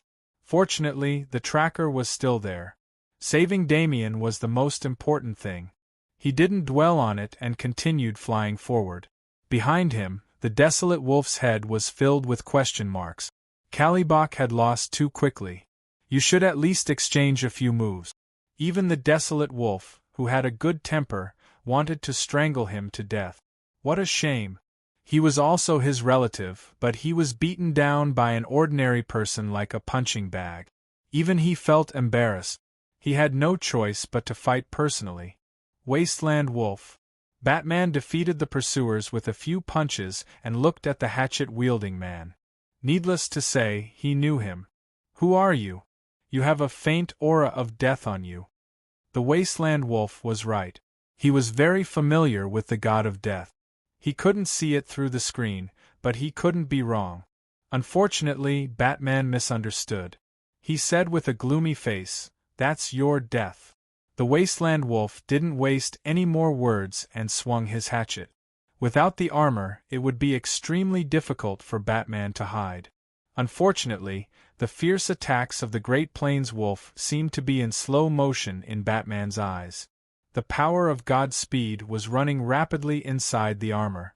Although he couldn't run at that kind of speed, with the help of various technological products, Batman's current reaction speed wasn't much worse than that of an extreme speed. Seeing the momentum of the axe, he grabbed the handle of the axe and sent a flying kick towards the Wasteland Wolf's jaw. The Wasteland Wolf tilted its head and dodged the attack, as if it was shocked by the enemy's quick reaction. At the same time, it took out a newly forged greatsword and slashed at Batman's arm. This attack was fast and ruthless and extremely tricky. Even if he was not in his best condition, he was still the Wasteland Wolf that had ambushed Earth's second Wonder Woman. Batman could only let go of his sword and retreat. At the same time, he threw out 3 bat darts. The bat darts seemed to have a life of their own. They broke down and regrouped in the air, quickly turning from 3 to 300 to 3,000 until they filled the entire sky. They were densely packed like a group of black bats as they flew about in all directions. All sorts of random movements covered the Great Plains wolf's line of sight. They were accompanied by strange sound waves, attempting to confuse his judgment. Camouflage? With his rich battle experience, the Great Plains wolf instantly understood his opponent's intentions, or perhaps he thought he understood. He put away the long sword and swung the axe with all his might. Like a hurricane, it swept through the swarm of bats. Among them were the truly lethal bat darts, and there were also shadows cast by optical technology. There were even some green lights, but the surroundings were pitch black. All sorts of lights and shadows crisscrossed, and the little bit of green was not obvious in the dazzling scene. "You dare to use such little tricks? Before the Great Plains wolf could finish speaking, he saw Batman suddenly appear on his left side. When did he move to his side? The Great Plains wolf was using long weapons, and it was a little difficult for him to fight in close quarters. Just as he swung the axe halfway, he saw Batman raise his left arm. The blades on his arm were forged by Superman on a star. They were as strong and sharp as any metal in the world. The 3 blades pierced into the Great Plains wolf's left rib. Batman knew that the new god had the healing characteristic of divine power, so he did not pull the blades out immediately after they entered his body. Instead, he stirred them, and then with a sudden burst of speed, he used the momentum of his forward charge to cut a huge wound under the Great Plains wolf's rib. Golden blood flowed out instantly, and the Great Plains wolf hurriedly used his divine power to heal his body. Unfortunately, half of his body slowly went numb. Not only did his divine power not heal his body, but it also clashed with the appendages on the blades, causing more damage to the wound. The Great Plains wolf was familiar with this divine power. Was this not divine power of the soul? And it was not just divine power of the soul. There was something else mixed in as well. It seemed to be similar to Darkseid's attributes. It was a pity that they had no intention of communicating. Otherwise, Batman would have told him that this was the nameless thing extracted from the area where Thea and Darkseid fought. The Blood Brothers could make poisonous smoke, and Batman was not far behind. Current technology could not even analyze what this thing was. It could only be used as a poison by the Assassin League. They could smear some on their weapons to achieve excellent result.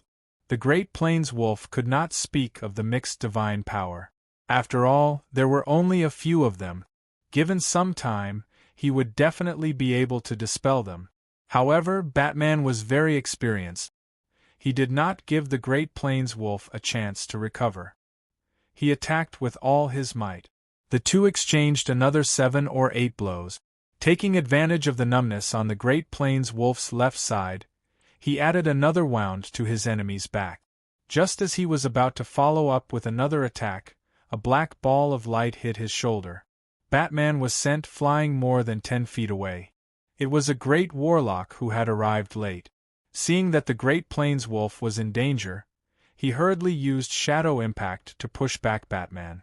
Even with Diana's enchantment, the Hellbat armor was not 100% immune to magic. His mastery of magic was not as good as Thea's, but the Great Warlock was still one of the best among the magic gods. There were only a few people who were better at using shadow magic than him. Batman was an ordinary person, so he was naturally not in this range. However, Superman's armor was made on a star, so it naturally countered shadow magic. Coupled with Olympus's enchantment and Batman's high willpower, shadow magic did not do much damage to him other than causing him a slight impact. Seeing that he was unharmed, the Great Warlock felt a little guilty. He exchanged a look with the Great Plains wolf. They both had the same thought. This big black guy either has the divine power of death or the divine power of soul. Could the goddess of death be lying in ambush nearby? Thinking of how Thea had tortured them like vegetables, the two gods trembled a little. Their movements unconsciously slowed down. Chapter 9:19. Batman immediately realized this.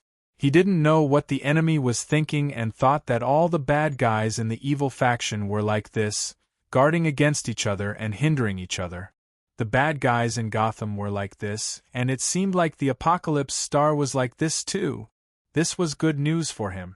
Relying on the fact that magic didn't deal much damage to him, he attacked the Great Warlock fiercely and then flew towards Damien's location on the tracker. "Come back here." The Great Plains Wolf threw out a metal chain, wrapped it around his ankle and pulled him back. At the same time, he was curious about Batman's goal.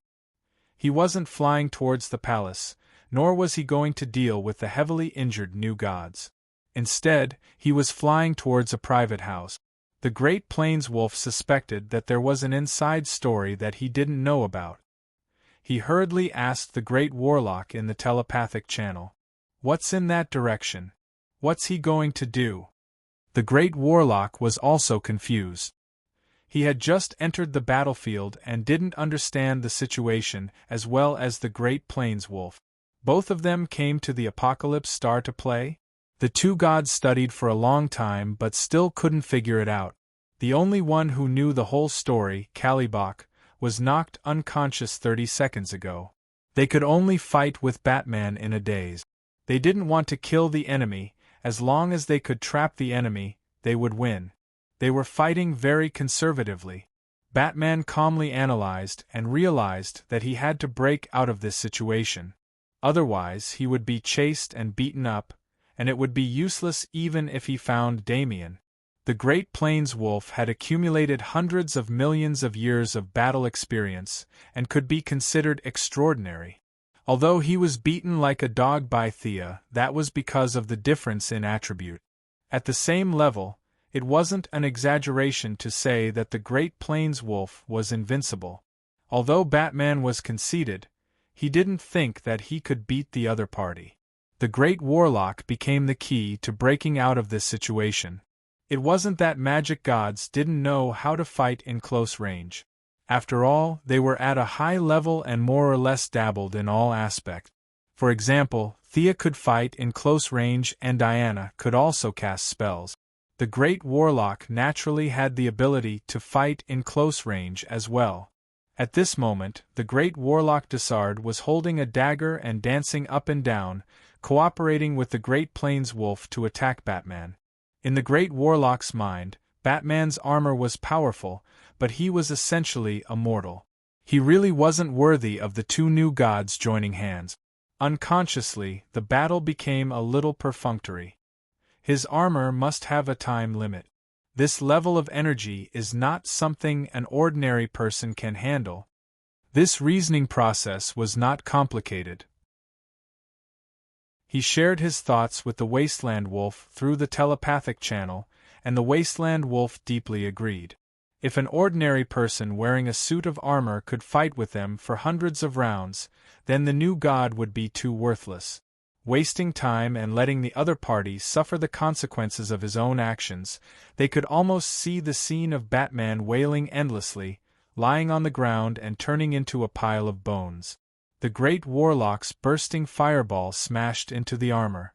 Unexpectedly, the fireball seemed to have smashed into empty air and flew far away. Batman, who was originally in front of him, was like a mirror, drifting and distorting before directly disappearing into the air. A mirror image? The Great Warlock had also learned a lot of scientific knowledge. He could see that this method wasn't magic, but rather a very ingenious optical technology. Knowing that he had been targeted by the enemy, he softly uttered a word. A dark flame ignited and enveloped him in the middle. Before he had time to rejoice, he saw a huge fist rapidly approaching from the left side of his vision. The Great Warlock had fought with the Martian hunter in the New World, and Batman had seen the video of their battle dozens of times. There was definitely no secret to dealing with a magic-type god. However, Batman only slept for an hour every day, so he managed to figure out a trick. From an apprentice who knew some tricks to a wizard, a great wizard, and even a wizard god like Thea. Batman used a supercomputer to simulate their battle scenes and made various deductions and calculations.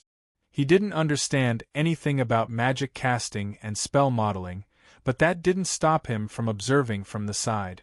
Every wizard had a fixed rhythm. Once it was disrupted, they needed time to readjust. As for the rhythm of the Great Warlock, Batman analyzed it the most. For this, Batman had made several preparations. Seeing that the Great Warlock had taken the bait, he ignored the flame and punched Disrad's left face. Disarco was sent flying dizzily. Before he could regain his composure, Batman spread his wings and caught up to him with the power of speed and the power of death. He punched Disarco's open abdomen again. Punching left and right, Batman attacked wildly. The Great Warlock tried to teleport, but was interrupted by the supersonic wave. The strong backlash and internal injuries made him spit out a mouthful of golden blood. The great wasteland wolf chased after him desperately.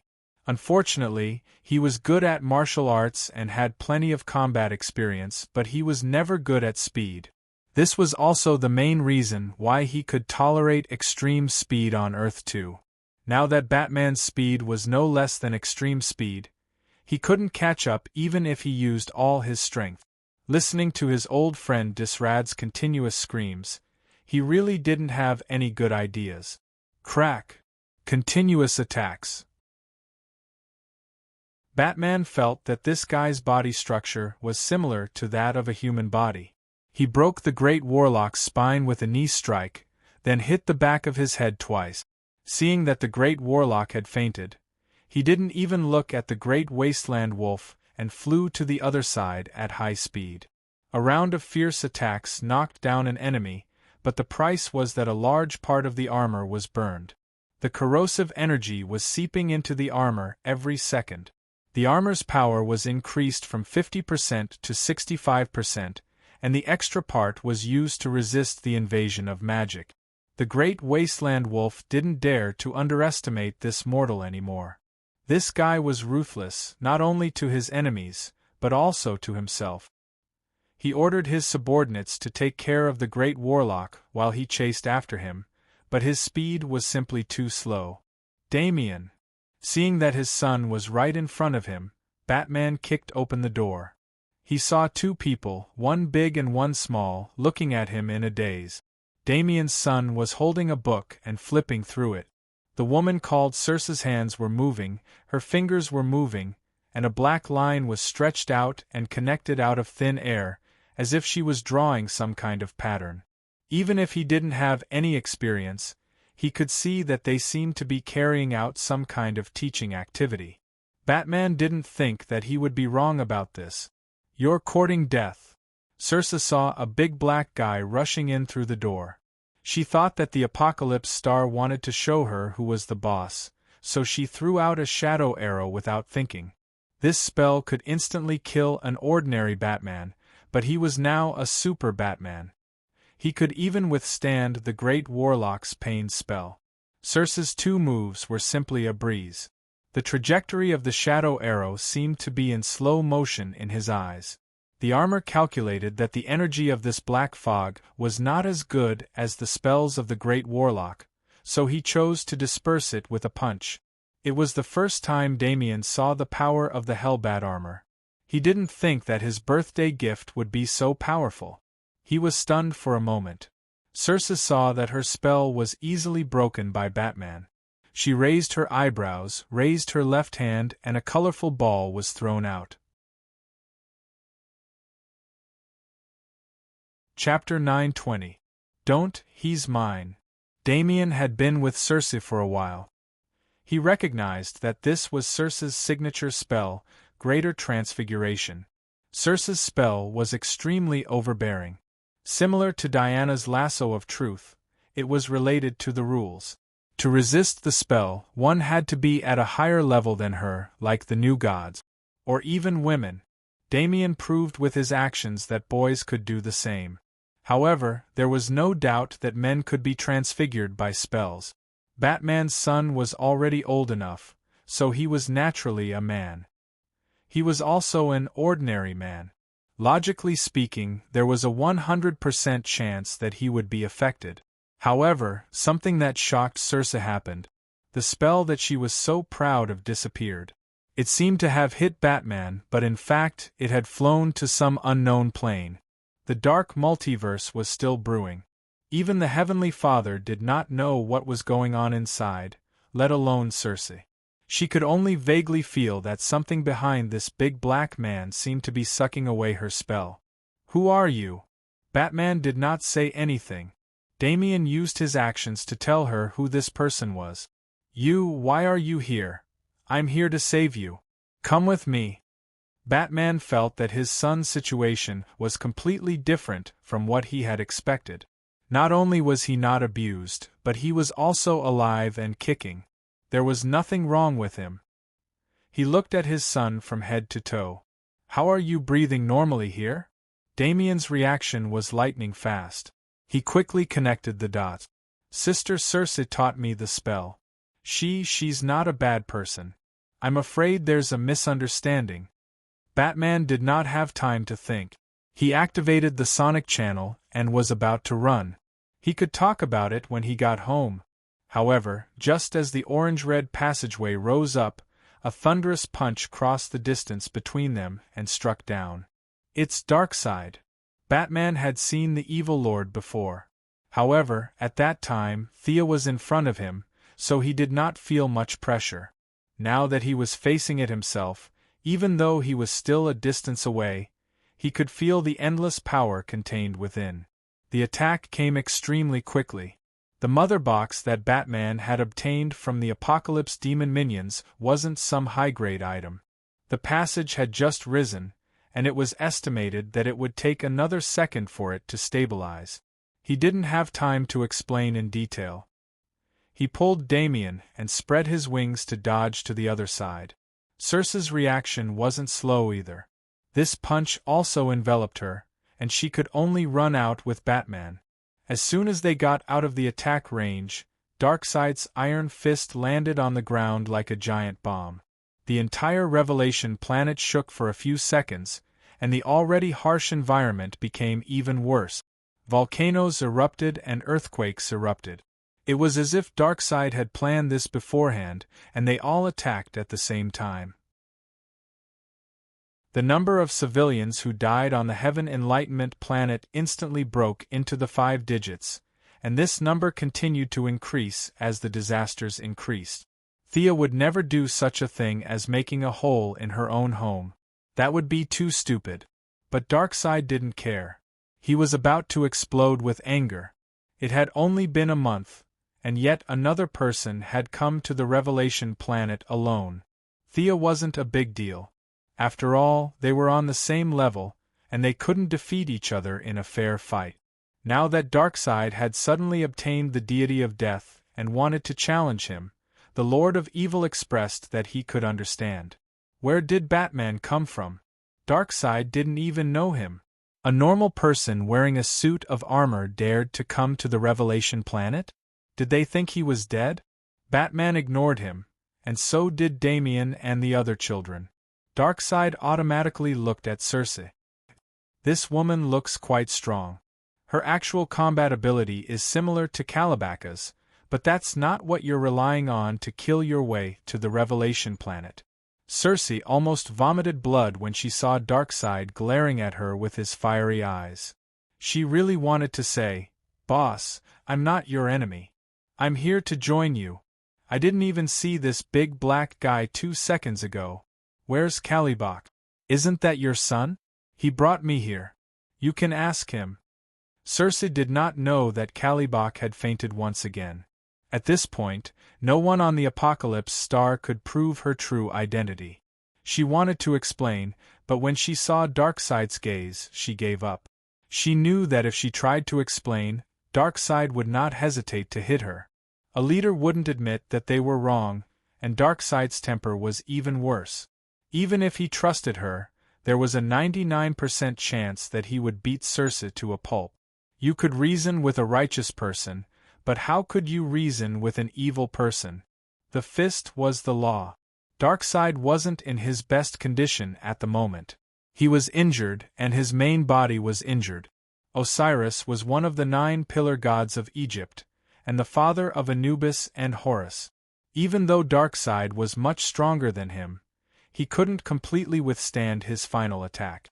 The skin on the Lord of Evil's left hand from his elbow to his palm had turned into sand. Even Darkseid didn't have a good way of dispelling a dying god's curse. He could only slowly whittle away at it. Thea's day trip to the Revelation planet had made him realize that his subordinates were hiding information. He had planted many spies in the dark, and he was the first to notice the battle between Batman and the Great Plains Wolf. He didn't care at first. If he had to deal with such an enemy personally, what was the point of having so many subordinates? But when he saw that Batman was about to run, he couldn't sit still anymore. He immediately attacked, wanting to kill the 3 of them in an instant. He didn't expect Batman to be so fast. He even managed to escape from his attack range while carrying a child. Darkseid's expression was terrible, and it got worse when Batman charged at him, instead of running away. Neither of them said anything. Talking would only waste time. Batman needed to activate the talisman Thea had given him to leave the Revelation planet, and Darkseid didn't want to waste time talking to an ordinary person. It didn't matter where he came from, he would kill him first. The 2 of them were like Mars colliding with Earth, and Batman wanted to test how strong this evil tyrant Sia was talking about was. The result was gratifying. He was so strong that he had no friends. Batman's attack, which he thought could shatter mountains and break rivers, was easily blocked. Darkseid grabbed Batman's left wrist, and the armor alarm quickly lit up. However, this was just the beginning. Immediately after, Darkseid clenched his other hand into a fist and punched the armor's chest. Forged from a star, quenched in the deep sea, the toughest metal in the world could not resist the supreme power of the god of strength. Countless web-like cracks appeared on the bright black armor, and this hellbat armor seemed like it would only last for a short time. Tremble before the name of Darkseid, Ant. It's your honor to die by my hands. Batman's toughness was beyond Darkseid's expectations. Darkseid had thought that an ordinary person would die from this blow, but he did not expect the armor to be intact, and Batman was still alive. Batman was the only mortal who could withstand his blow, so Darkseid had to say a few more words. Chapter 921. Don't try to escape. You're not going anywhere today. Saying that, he crushed the mother box in Batman's hand like an ant. The enemy's only escape route was destroyed. Darkseid could almost see the despair and fear on Batman's face. He laughed menacingly as he ordered the Great Plains Wolf to back off. What a joke. Why would he need his subordinates to deal with an ordinary person? Did he still want his face? I don't want to go anywhere for now. Darkseid thought that he had the upper hand. He turned his head to talk to the Great Plains Wolf. This was not a big flaw, but Batman still took advantage of it. He twisted his waist, raised his elbow, and used all his strength to punch Darkseid in the face. The Lord of Evil was caught off guard and staggered. However, he was far stronger than Batman. He only took half a step back before he could stop himself. You've angered me, you ant. He grabbed Batman's arm and threw him to the ground. There was a dull thud, and a large number of armor fragments scattered on the ground. The armor's defense was at its maximum, but it still could not make up for the difference in strength. Darkseid was punched by Batman. Although he wasn't actually hurt, he was still embarrassed and was about to go berserk. He grabbed Batman's arm and smashed it repeatedly. He wanted to shock this ordinary person to death. Batman was quickly mobilizing the armor's power. He did not care whether his metabolism was harmful or not. He only needed power to defeat Darkseid, even if it was only temporarily. The armor's damage was getting worse, and its power soon exceeded 80%. It was approaching 100% or even 200%. The pain numbed his body. He even gave up most of the armor's defense in exchange for enough attack power. He only had one chance. "Don't you dare hurt my father." Damien saw Darkseid raising his fist again. He did not have time to think about the huge difference between the two of them. He threw out 2 bat darts. The darts could not hurt Darkseid even if they were 100 times faster or 100 times sharper. However, Darkseid still cared about his reputation. He raised his left hand and swatted it horizontally as if he was swatting a fly. This move was not only aimed at Damien, but also at Circe.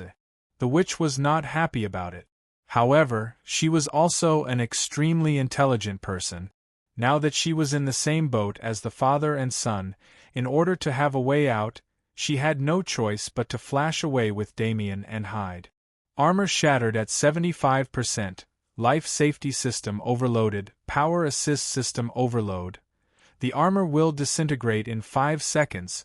Seeing that Darkseid's attention had been diverted, Batman thought to himself, "This is a good opportunity." He didn't give up on this hard-won opportunity. Ignoring the various statistics in his armor, he pushed himself up with his left hand, twisted his waist, and kicked Darkseid's face from the bottom up. Darkseid's heavy body was kicked off the ground, but before he could retaliate, he saw the blood-red bat mark on Batman's chest glowing with a bright red light. As the energy gathered, it posed a threat to him. The blood-red energy was comparable to the full power of the main cannon of a level 9 civilization battleship. Even Darkseid could not defend against it. The quality was not high enough, but there was enough of it. The Hellbat armor had used a self-destructive method to squeeze out all of its energy and fire a shot at him. Darkseid was sent flying for 1,000 meters. The powerful energy wave destroyed all the buildings along the way. He lay sprawled in the middle of the street. The blood-red energy was still burning around him. From afar, he looked like a bat with its wings spread. What hit him? Darkseid felt that he was very slow. It was as if he had 2 minds. One was telling him to kill someone, and the other was dizzy. He tried for a long time, but he could not get up from the ground. He did not see that Batman had stabbed another dagger in his chest during the explosion of energy. That was the Egyptian god's revenge. It had only one effect: chaos. Even though he was a new god, he could not resist the erosion of time. The Egyptian gods, who played with sand every day, were very knowledgeable about time.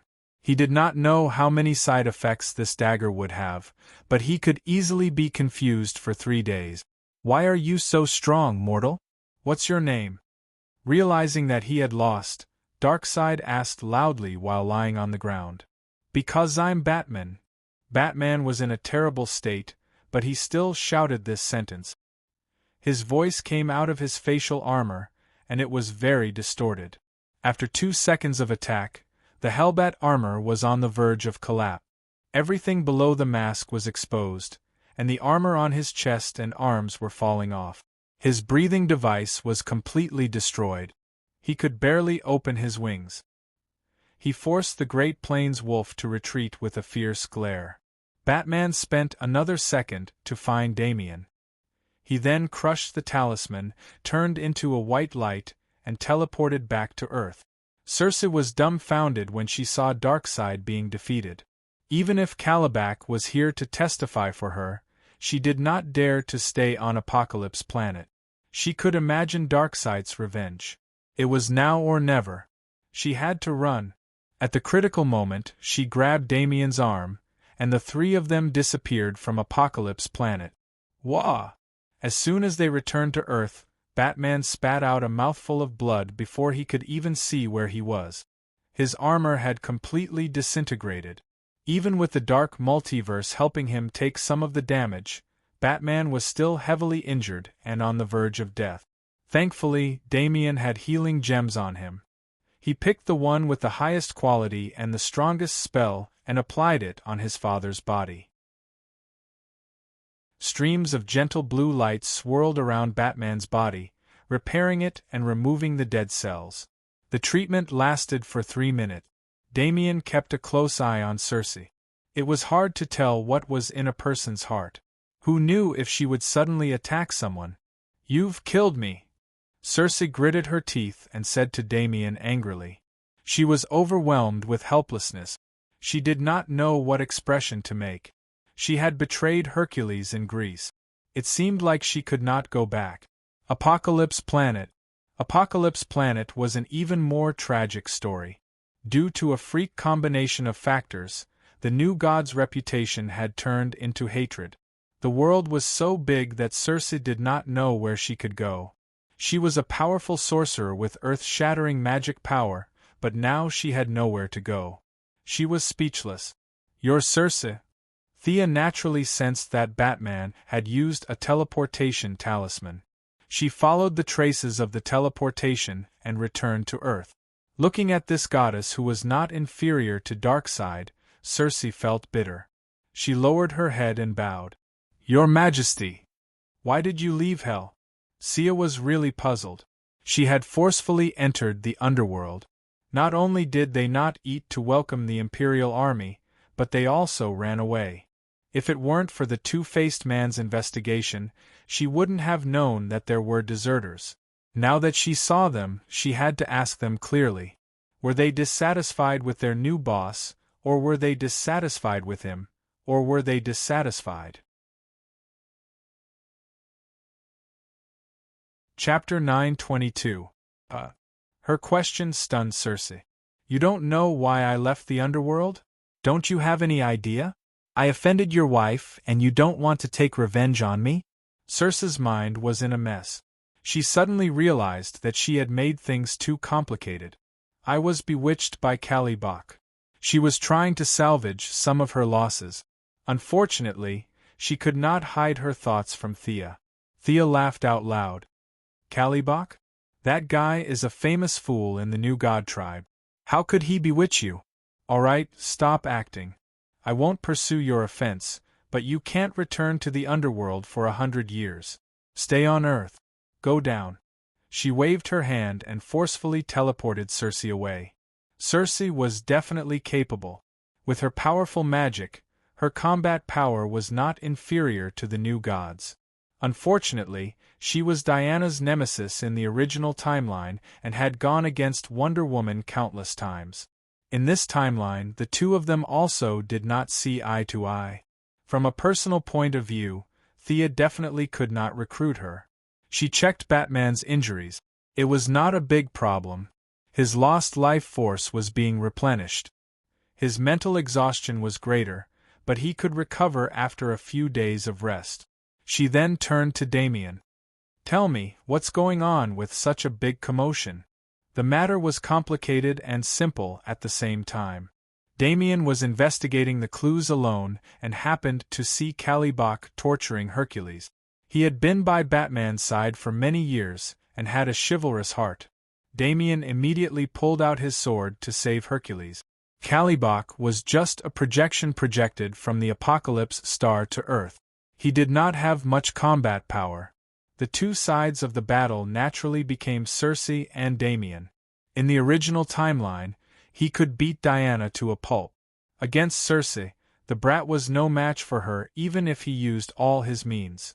Seeing that she was no match for her, Circe asked, "Who is your master?" Damien never called Thea master. Thea was also afraid of being called old, so the two never talked about masters. Now that he heard Circe's question, he replied, "I don't have a master." Even though Thea was lazy, she would teach her when she wanted to and self-study when she couldn't. Damien was smart and hard-working, and with some guidance from Raven, Damien had a deep understanding of magic, even though he had learned a lot of different things. After exchanging a few blows, Circe was shocked. Damien's foundation was too good. After knowing that he didn't have a master, Circe thought that he had groped his way to where he was today. Circe's transformation magic was indeed unique. Damien was half forced and half willingly dragged to Planet Revelation. The two of them had just started teaching each other when Batman came knocking on their door. Thea knew the rest of the story. Eldest Miss didn't comment on this. This was the story of Guo Xiang and Jinlun Fuang from another world. Alright, that woman isn't a bad person. If you want to learn it, then learn it. Her transformation technique is indeed not bad. Thea didn't have any prejudice against sections.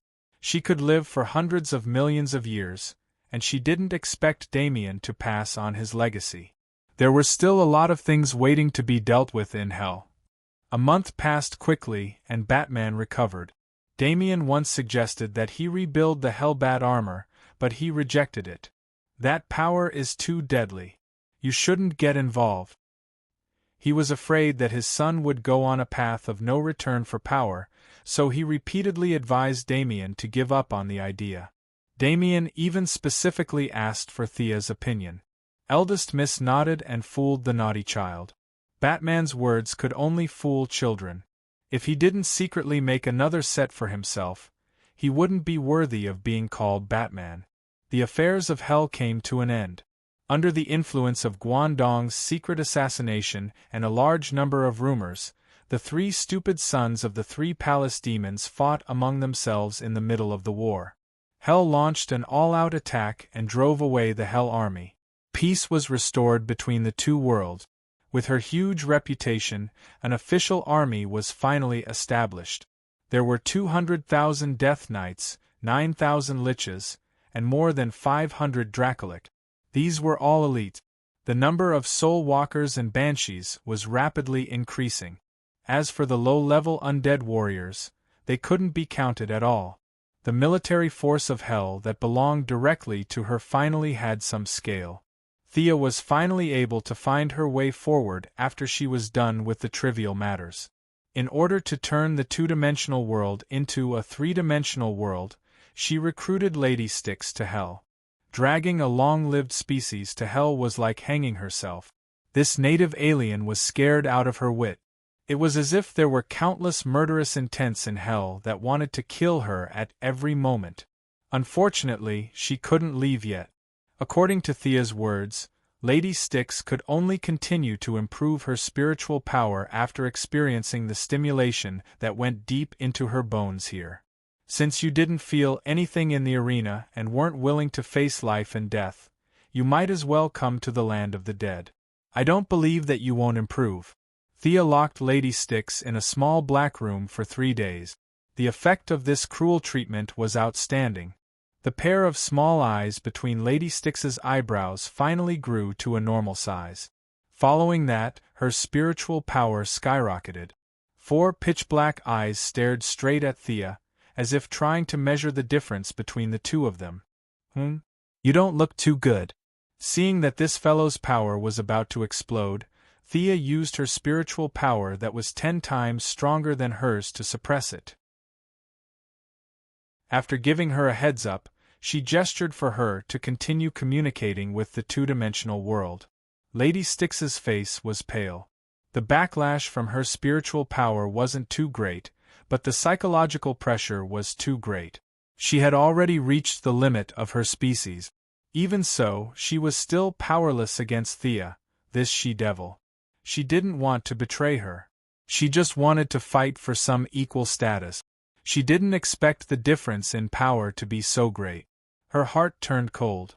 Since she couldn't resist, she might as well do her job. However, Lady Styx didn't like the aura of Hell. She hesitated and asked, "Your Majesty, your territory is good, but it doesn't seem to be alive. Why don't we go back and experiment?"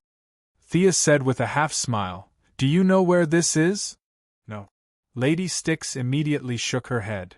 "Do you know why I'm trying to give birth to life here?" "No." Lady Styx shook her head with a bitter smile. Thea sighed. "It's not that I don't want to explain it to you. It's just that in here," she was also scratching her head, "the two-dimensional world couldn't give birth to life for a long time. It would greatly affect their future path. Without the experience of others to refer to, she could only try all kinds of method. She couldn't explain to an alien like Lady Styx about the old Een giving birth to the young Yang, the search for life in the midst of death, and the Tai Chi theory. Besides, she didn't know if she was right. She was just feeling her way around. If she said something wrong, it would greatly affect her reputation. Chapter 923. She could only put on an expression as if there was a lot involved and she couldn't say too much. Ms. Stix didn't care whether there was an inside story or not. When she knew that this was the underworld, all the living had to come here, and the boss she was half forced to recognize was the master of the underworld, her joy instantly overwhelmed her fear. In other words, as long as she didn't court death, her future would be very secure. She wasn't a mortal. She had a lifespan of tens or hundreds of years.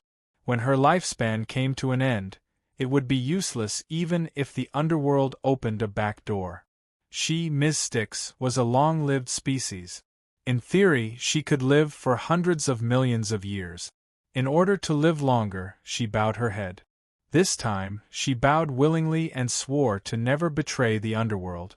Thea didn't take these vows seriously. After that, she asked her to continue to communicate with the two-dimensional world. She must create something out of nothing and create a life. Your Majesty, there seems to be a reaction. In order to prove her worth, Ms. Stix really used all her strength. Her 4 eyes allowed her spiritual power to cross the boundaries of time and space. Relying on her powerful earth ability, she forcefully squeezed out a small gap in the world that was as stiff as stone.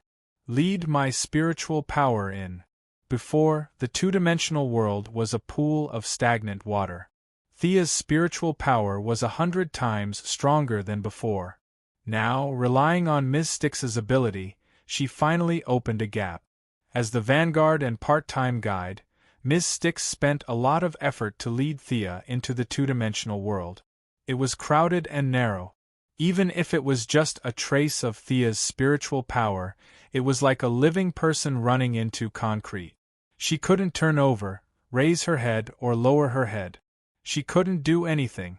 The world was rejecting her as an outsider. This feeling was like passing through a group of whale bones. Even breathing became an extremely difficult thing. However, Thea was very happy. Everything was difficult at the beginning. As long as she could get in, she had a way. Very good, Ms. Stix. Thank you very much for your help. This talisman can resurrect the holder.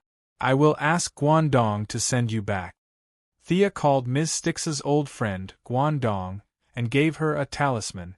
This talisman was not a teleportation talisman, but a resurrection mark.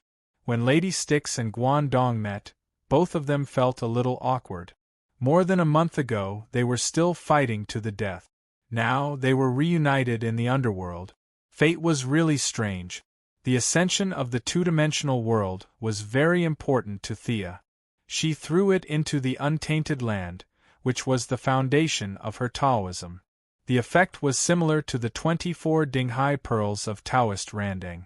It had to be her own imprint from inside to outside. How could she allow outsiders to touch it? She did not care even if she was said to be getting rid of the donkey after it had outlived its usefulness. Seeing that Guangdong had sent Stix away, she then turned her attention back to the two-dimensional world. If the world will in the real world was like a titan, then the world will on Earth too was like a baby at most. In the two-dimensional world, the world will was not even a single cell. Even though her divine might had been weakened thousands of times, it took her less than 10 minutes to subdue the will of the two-dimensional world. The reason why this thing could resist for so long was related to Rao's death. However, Rao was dead in the end. The remnants of his chaotic will were no match for her. He quickly made a miniature person and put on a white lamp to try to bestow life to it. As expected, the miniature person couldn't withstand the white light at all and exploded into pieces. The first experiment was a failure. Milady was not discouraged. The human structure was too complicated. She would start with a single-cell organism.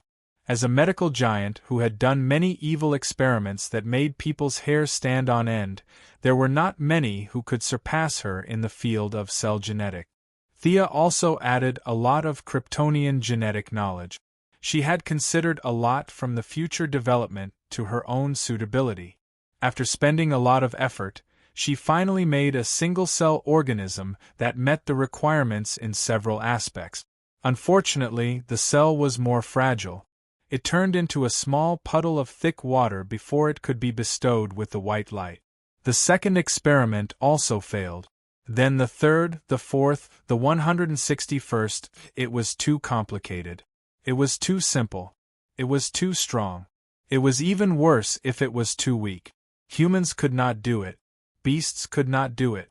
Birds could not do it. Even fish could not do it. In the end, Milady was so tired that she sprawled on the throne and panted. She really couldn't think of any good ideas. She was going to go back to Earth and learn from others. It was rumored that Diana's body was made of mud and then given life. She was going to go back and study that body. She called Diana back. The Valkyrie finally got to enjoy being a female general on the new planet of creation. She gave orders to this and that every day. The ratio of melee fighters in the Magic Legion reached a new high. "What's the matter? Did you find Batman's son?" Diana entered the room and took off her cloak. She was very manly. She raised her glass and drank a large mouthful of water. "Batman is very brave. Let me tell you." The two goddesses were actually quite gossipy. Thea told Diana everything that had happened. "Won't Darkseid be pissed off? Will he take revenge on Earth?" Diana was happy to hear about it at first. But when she thought about the consequences, she couldn't help but worry. Batman wasn't wrong to report his identity. Even if he didn't, he could have traced back to Earth with the Mother Box technology. That's for sure. That's why we need to be prepared. Thea wasn't talking about this for no reason. Diana was staying on the new planet of creation every day. This was not good. Not good at all. Diana and the Heavenly Father had a lot of clergies. The Heavenly Father was still an old bachelor. His wife had died hundreds of millions of years ago. He was also very charming. He looked like a middle-aged man who had experienced the vicissitudes of life. All of these attracted Diana. Moreover, Thea was no match for the Heavenly Father when it came to justice and sunshine. To prevent a war from breaking out in the multiverse, she didn't want Darkseid and the three palace demons to laugh at her. Diana should stay away from the new planet of creation. However, she couldn't say this out loud. Fortunately, Batman had done something big and attracted Diana's attention back to Earth. Diana was indeed as decisive as she had estimated. Even though she liked to lead the army to war everywhere, she still firmly remembered her mission to protect the Earth. Protect the Earth. "You're right. We should prepare in advance. Fortunately, the new world is in front of us. The Justice League needs to be prepared for battle." Seeing that she was about to call a meeting with the Justice League, Thea quickly stopped her. "Darkseid was knocked out by Batman. I'm afraid he'll need some time to recover. Besides, Batman also needs some time to recover." Speaking of which, it was quite funny. Darkseid had indeed been beaten silly by Batman, and the information he gathered from his old haunts in Kanto proved this point. The Hellbat armor's self-destructive energy had broken through the Lord of Evil's protective shield. After that, he barely managed to ask a question before the dagger from the Egyptian gods sent Darkseid into a state of confusion. Chapter 924. Darkseid's injury was neither serious nor light. Something was wrong with him. In the past, even though Darkseid was temperamental, he still had some discipline. The great wasteland wolf, who had served him for hundreds of millions of years, had a lot of experience. However, things were different now. Darkseid began to kill as he pleased. He would kill whoever he saw. If he didn't like someone during the day, he would kill. If he was sleeping well at night, he would jump up and kill. The few mage-type gods could not dispel this curse at all. They could only wait for their boss to heal himself with his divine power. When Guangdong asked around, he found that the great wasteland wolf was so worried that his hair was turning white. Diana also knew that Darkseid was injured, but the Heavenly Father lacked the courage to verify the authenticity of the news. The new creator's star had missed the best opportunity. I tried to persuade him to send out his troops, even if it was just a probing attack. Guess what he said? Diana complained. He said that I was young and should be careful of Darkseid's tricks. The Heavenly Father was right. There was no lack of good and evil in the multiverse. It was impossible for one side to completely destroy the other. When the battle reached a critical moment, there would definitely be higher-level gods who would step in to stop the battle. Moreover, it was not difficult to wake Darkseid up. At most, he would lose some of his divine power. At least, Thea knew a few ways. Besides, as the younger brother of Yuga Khan and a new god who had lived as long as the Heavenly Father, the great Wasteland Wolf also had his own trump cards. He did not want to show his hand, probably because he wanted to hide his strength. However, there was no need to explain. Thea agreed with Diana, but she did not mean what she said. She was trying to portray the Heavenly Father as a coward. At the same time, she made up her mind to use Hel's knowledge to bribe Mithrin so that he would speak ill of Diana in front of the Heavenly Father. It would be strange if they could still see eye to eye with both sides stirring up trouble. Her thought process was extremely fast. She rolled her eyes and came up with another brilliant plan. "Since you're the leader of the Magic Legion, you can wear my robe," Thea said casually. He took out the god's punishment robe. This silver-white robe could be said to be the top-tier god's equipment for God of Magic. He then put on the hood. It was mysterious, tranquil, and exuded a sense of unapproachable aura. Diana hesitated for a moment, but still accepted it happily. She thought to herself that Thea was right. It was indeed inappropriate for her, the leader of the Magic Legion, to hold a shield and a sword. "Come and try it." The eldest miss took off Diana's clothes without hesitation.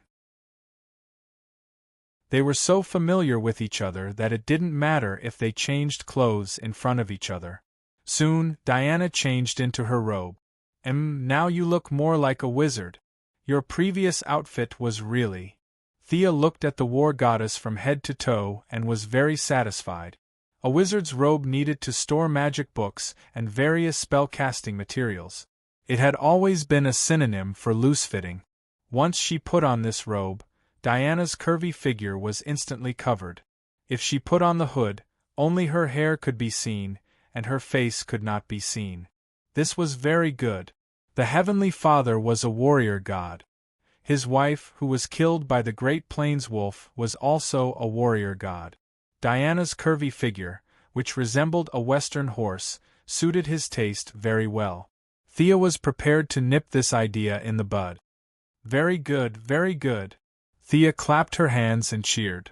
"This is inconvenient for battle." Diana's beautiful eyebrows furrowed, and she made a kicking motion. Her movements, which were usually as agile as a cheetah, were obviously slower today. Thea had plenty of reasons. She acted as if she was talking facts and reasoning. "Look, you are now the god of courage, protection, and perseverance. Do you know how much damage you can cause to Earth with a full power attack?" Diana was surprised. This was not a complicated question. She immediately realized that her power had far exceeded the limits of what Earth could bear. Thea continued to reason. "Look at Rongen, the Martian hunter. He can fly as fast as 7,000 kilometers per hour in the atmosphere. Of course, he can go even faster. Unfortunately, Earth can't bear it. The same goes for Superman. Our power must be suppressed to a certain extent. Otherwise, Earth will explode without Darkseid. This robe can limit your power. Wear it properly." Thea made Diana accept the robe logically. The war goddess was a little depressed. She had been working hard for a long time, but her power had exceeded the limit. She sat on the sofa in a daze, not knowing what to do. In order to distract her, Thea sighed. "You are already much better than me. I don't even dare to do anything in the universe now. I can easily destroy half a star system." Diana narrowed her eyes and looked at her. "Little girl, you are very proud of yourself." Thea scratched her face. "Proud of myself? Why do I feel like your tone is full of praise for yourself?" Thea denied. "Of course not. Suddenly, she remembered her purpose. Damn it, didn't she ask Diana to come back and study her background? Why did she stray to this extent? She forced herself to change the topic. How were you born?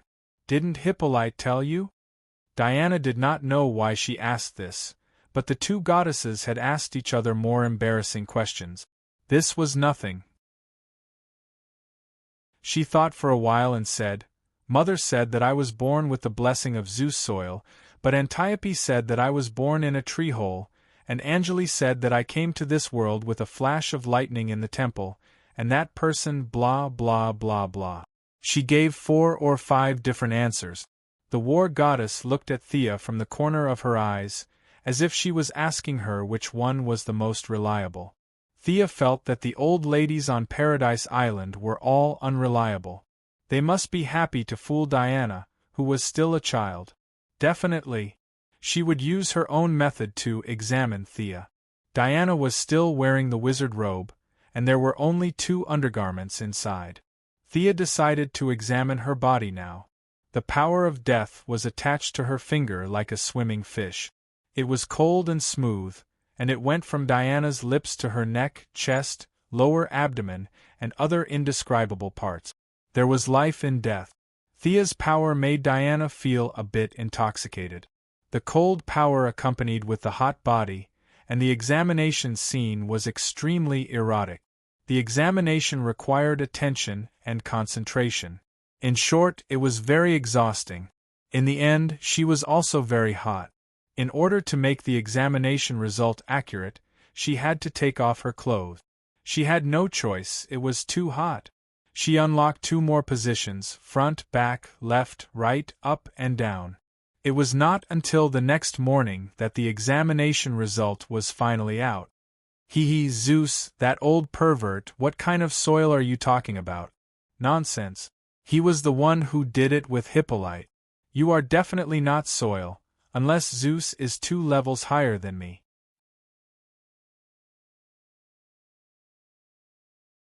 Chapter 9:25.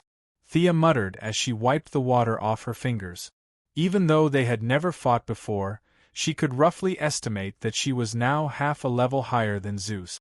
If she couldn't do it, Zeus wouldn't be able to do it either.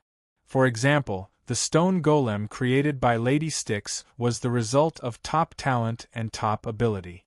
Gods wouldn't be much stronger than her. Zeus, this perverted demon, dared to do it but didn't dare to admit it. For the sake of his glorious image, he made up a lie about Hippolyte praying to the heavens for an heir. Diana's strength was about to catch up with Zeus. Whose creation could catch up with the original owner? All these achievements showed that she was a living person, not a person made of mud. If there was such mud, Thea would definitely ask Zeus for 10,000 pounds. Diana didn't care if she was made of mud or not. After living for so many years, she might have struggled to sleep when she was a child, but now she had already gotten over it. Looking at her lover's wet hands, even the experienced Diana's face turned slightly red. She hurriedly changed the topic. Can you deal with the dark version of Thea now? It's hard to say. If it's the original version, she definitely won't be my opponent. But if that powerful existence controls her body, then I won't be able to beat her. Thea lay back on the bed and hugged the Valkyrie with uncertainty. The dark version of Thea had always been her main focus. When the underworld just got on the right track, she sent Guangdong to search the multiverse. The number 1 assassin had connections in many parallel universes and a large number of shadow assassins under her command. Unfortunately, she still couldn't find any direct clues. All kinds of rumors, both true and false, she collected a lot of information. However, Thea gathered all the information and found some clues. The probability of that person being Thea wasn't high. The one who occupied the main body and controlled the body was most likely Tian Shi, the vengeful spirit of God's predecessor. Now the gap between them was narrowed, but Milady estimated that she still couldn't beat the ghost. If she couldn't beat the ghost, then she naturally couldn't beat his predecessor.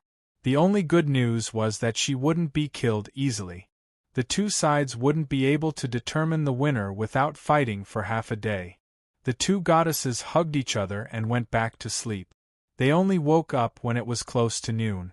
Not knowing what to do at the moment, the two goddesses were a little lazy. The mage's hand turned on the television, ready to kill some time. Randomly choosing a channel, Thea watched the TV casually. In fact, she was still thinking about the two-dimensional world. It was not until the TV mentioned Diana's name that she turned her attention back to the bedroom.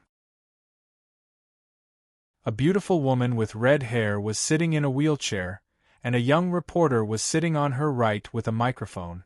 This was obviously an interview program. The red-haired woman seemed to be reminiscing about something, and her voice was a little erratic. Diana Prince is like an angel. Back then, I was withdrawing money from the bank, and a super-powered villain was wreaking havoc. I was already under a pile of rubble, and a stone pillar was about to fall on me. Just as I was about to die, she covered herself in holiness and blocked the pillar, saving my life. The young woman paused for a moment, as if she was reliving the scene of that day. "Do you know this woman?" Thea asked Diana. "Yes, a few years ago. Her name is Vanessa Caputelis, a very strong girl." Diana was different from Thea. She was a superhero through and through. She would go out to help the weak when she had nothing to do. On the other hand, Thea would rather sleep at home than do such things. "I remember that she likes ballet. We don't know much about it." Diana had saved too many people, and she was not inferior to Superman. She recalled and said with uncertainty. However, the woman on the TV held her chest and said with a fanatical emotion, "Diana is my best friend. She encouraged and supported me when I was injured. She told me about Greek mythology. As a mixed Greek and American, I knew too little about the Greek gods. This made me very ashamed. I taught her how to play cards and taught her the names of each step in ballet." Thea looked at Diana strangely. From the woman's words, it didn't seem like they didn't know much about each other. The young woman seemed to have made up her mind. She looked at the camera and said affectionately, "She's my best friend. I love her. I can't live a day without her." Ugh, Thea swallowed a mouthful of blood. She looked at Diana with a playful expression. At the same time, she was thinking that she should hurry up and bring the 18 levels of hell online. Diana's charm was too great. She was attractive to both men and women. If she didn't make a few examples, it wouldn't be enough to deter the rascals. "No, I'm really not close to her." The Valkyrie waved her hands and hurriedly explained. Thea believed that. However, it was an indisputable fact that Diana's charm was too great. The young mistress had such a high reputation. If there were people who boldly expressed their love for her, how much pressure would Steve Trevor be under in the original spacetime? After this small episode, the two goddesses were no longer in the mood to watch TV. They were ready to go out for a walk and visit Batman. Although this person had a lot of problems, he was still a comrade. After combing their hair and changing into their coats, they first went to the mall and bought a bunch of shoes, bags, and clothes. After sending the shopping results back to Diana's villa, the two goddesses drove to Gotham. When they walked into the Batcave, they heard a series of bang, bang sounds. They saw that Batman wasn't wearing that outfit today. He was bare-chested and didn't wear a mask. He was smashing the tires with a hammer for fun. Thea had done similar exercises before. She couldn't figure out whether this was training or venting. However, this method of reducing stress was also a specialty of the ninja masters. She clapped her hands. "Not bad. Looks like you're recovering well." Damien waved at her from not far away. The naughty kid was holding a thick book with a black cover and reading it hard. It was The Secret of Circe's Transformation. One of them wanted to teach while the other wanted to learn. Thea didn't stop them at all. This didn't mean that her spells were inferior to Circe's, but the focus was different. Thea's spells were like her godhood. Soul's death. Its lethality was extremely high. A single spell could kill thousands of people. This was really contrary to Batman's principle of not killing. Even if Damian didn't care about killing people, he didn't want to go against his father's wishes. The transformation spell was very suitable for superheroes. The target could turn into a sheep or a pig with a finger. After that, they could be locked up and removed from the spell. Although it was a little troublesome, Batman felt that it was very good. She casually answered a few of Damian's questions. She didn't dabble in the art of transformation, but she was at a high level. She could understand 70% to 80% of it with just a little thought. You guys came at the right time. I have something to talk to you about. Batman threw away the sledgehammer, wiped his sweat, and gestured for them to follow him inside. Damian was a little curious and also followed.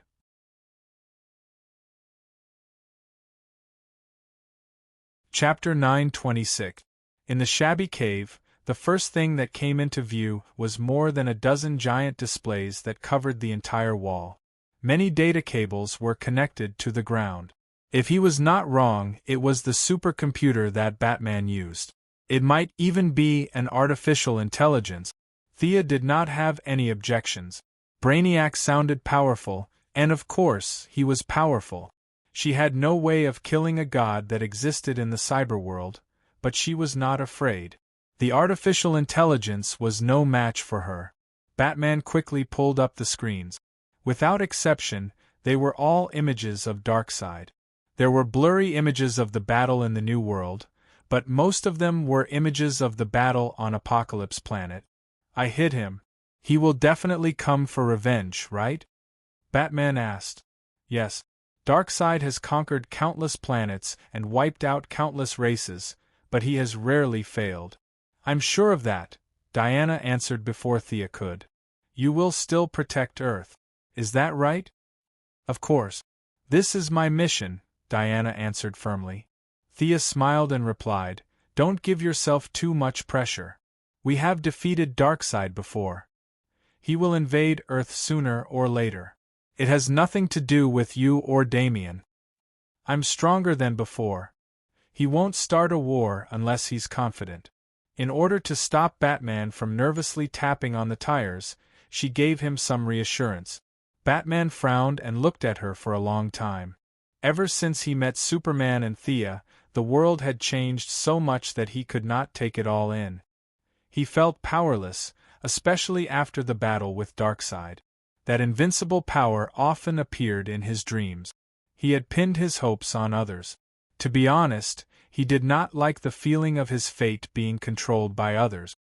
Are you gods in your current state? Why is it different from what I imagined?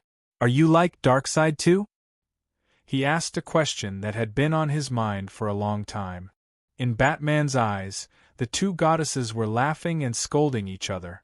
They were a little funny. Darkseid was like a mad dog, biting whoever he caught. They did not look like gods at all.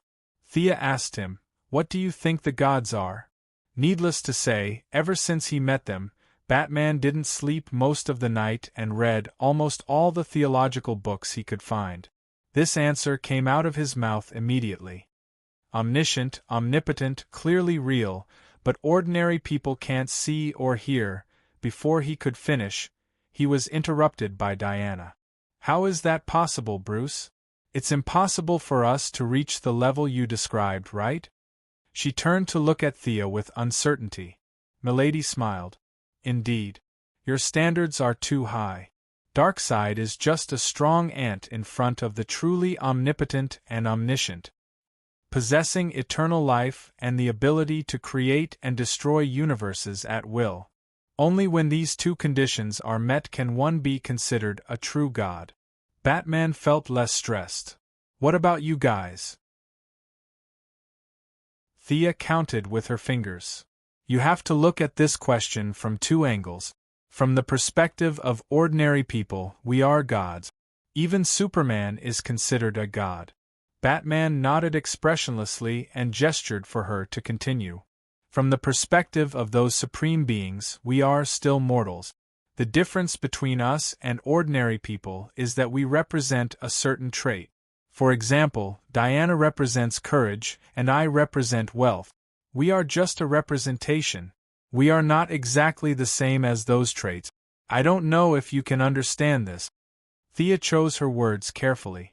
Some of them were not accurate in English, so she mixed in some Chinese, French, and even some Arabic to describe them. Before he could finish his theology class, he was interrupted by the alarm in the bat cave. The sharp, ear-piercing sound made the two goddesses uncomfortable. Being in such an environment for a long time might cause them to have a nervous breakdown. The father and son were used to it. They quickly operated the machine, called up various satellites, and searched for images. Batman wanted them to leave, but the two goddesses did not. Instead, they found stools and sat down. Unlike Diana, who was not familiar with modern electronic products, Thea could tell that Batman's artificial intelligence was not weak. At least, it was not worse than Gideon's. The father and son only needed to input some basic conditions, and a large amount of search work was completed. Very good artificial intelligence. What's its name? Thea asked casually. Batman's expression was calm. After a few seconds, he answered, Brother One. You're terrible at naming things. Thea could not help but complain. Not far away, Damien covered his mouth and laughed secretly. Be careful of your artificial intelligence betraying you. It's best to add a few more locks, she said. Batman instantly became vigilant. After knowing Sia for so many years, she would never speak without thinking. There must be a reason for her words. He turned around and asked, Why? What will happen? Your artificial intelligence will kill all the superheroes and destroy the world. Do you believe that? If it was an ordinary person, he would have denied it and said that everything was under control. He would have patted his chest and promised that there would be no problem. However, Batman was not an ordinary person. He had his own set of standards to identify danger. He did not even believe in himself, so how could he believe in artificial intelligence, a supervillain that appeared repeatedly in science fiction movies? I believe that there is such a possibility. However, I have prepared several backup plans. The chances of it destroying the world are very small. Damien also heard their conversation. He lowered his little head and observed carefully. It was as if the computer would turn into a robot and start a massacre in the next moment. Things that can go wrong will always go wrong. If you're worried about something happening, then it has a high chance of happening. Murphy's Law. This is a psychological effect. It lacks data to support it. If this assumption is made, then there are too many sources of danger in reality. Batman's answer was not very certain. Thea decided to expose the big news. You've seen the Council of the Time Masters. They dominate time. One of the timelines, to be precise, is 35 years later. Your artificial intelligence will cause the moon to crash into the Earth and destroy all mankind. All the superheroes will be sacrificed and transformed into machines. Batman shook his head decisively this time. He glanced at his supercomputer. How is that possible? Even you can't defeat a machine? If Thea nodded and said yes, Batman was ready to pack up his supercomputer and throw it to planet Tianqi. If his supercomputer was so powerful, there was no need for him to stay up late at night to think about Darkseid. I used the word possible. There is such a possibility. The future is full of uncertainty. It's hard to say if the future will turn into a dark apocalypse that we can't predict because of a small matter.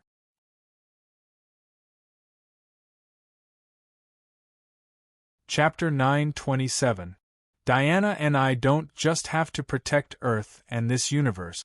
We also have to protect other parallel dimensions. We might not be there all the time.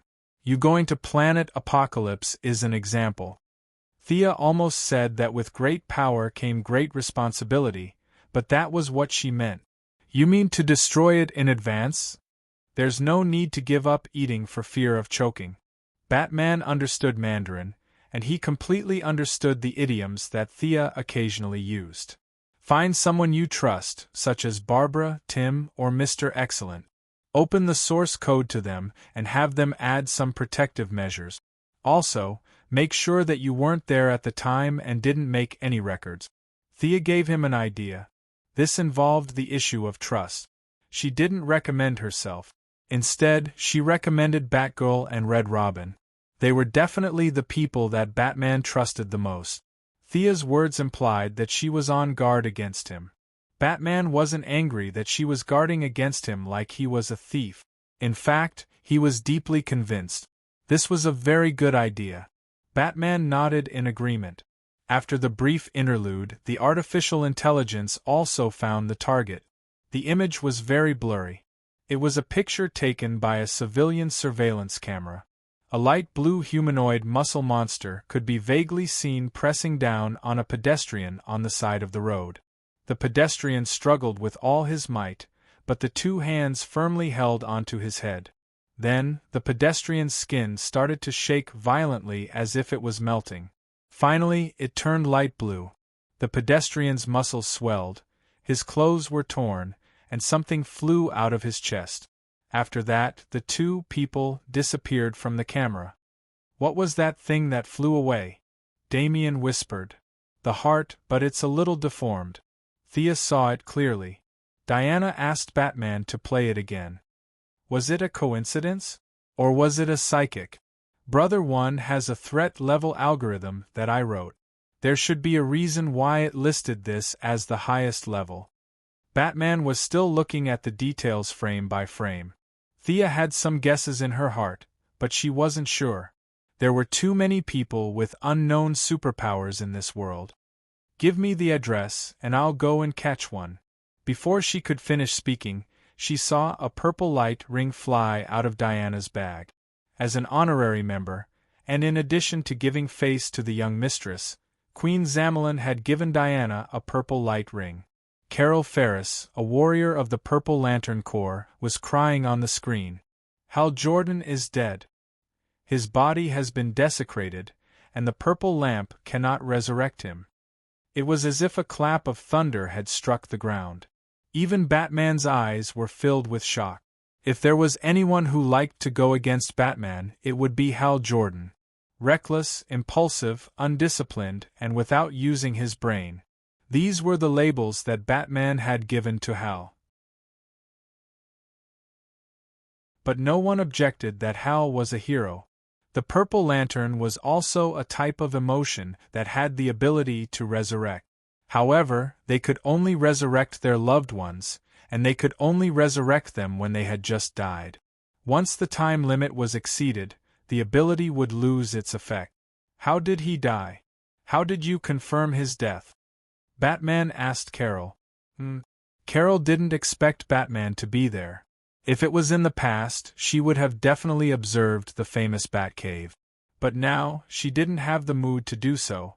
The Purple Lantern has a spiritual connection with her loved one. It was suddenly cut off, so could it be that she entered an unknown space? No space can stop the love of the Purple Lantern. Carol's answer was firm. Even Diana nodded in affirmation. Stop researching. Hal is indeed dead. Not only him, but Sinisto is also dead. The body has been found. Judging from the wounds, if the analysis is correct, it was done by the Black Hand. While they were talking, the Yellow Lantern had contacted her. The Yellow Lantern General, Akiro, had just finished reporting to her. Black Hand? William Hand? Wasn't he locked up by the Green Lanterns? Diana smelled a strong conspiracy. It's most likely that the Guardians have come up with some new trick. Thea was expressionless. She turned to Carol. Don't worry, Hal will be resurrected. Carol thought that she was going to use the White Lantern and expressed her gratitude. As for the aftereffects, she couldn't care less. Batman's lips moved slightly as if he wanted to say something. But in the end, he stopped himself. Even if he didn't consider the feelings of the main alliance, Hal should be resurrected based on his achievements. This was fundamentally different from resurrecting the relatives of heroes who had died. Thea didn't think too much about it. With the underworld in hand, it would be difficult to live or die. Unless Hal Jordan believed in those Greek and Egyptian gods, he must be strolling around the underworld. As for whether Sinisto had any extraterrestrial beliefs, she didn't know. However, the resurrection process in the underworld was different from that of the White Lantern. The White Lantern had serious aftereffects, but it was indeed fast. Once the White Lantern shone go. As an administrative organization, the underworld had its own set of procedures: registration, queuing, processing, and keeping records. This set of procedures would take at least a month, and this was under the condition that they open the back door. If there were no acquaintances, just wait. Thea thought for a moment and said to Batman, "Gather the main alliance. I'm afraid this is another universal disaster.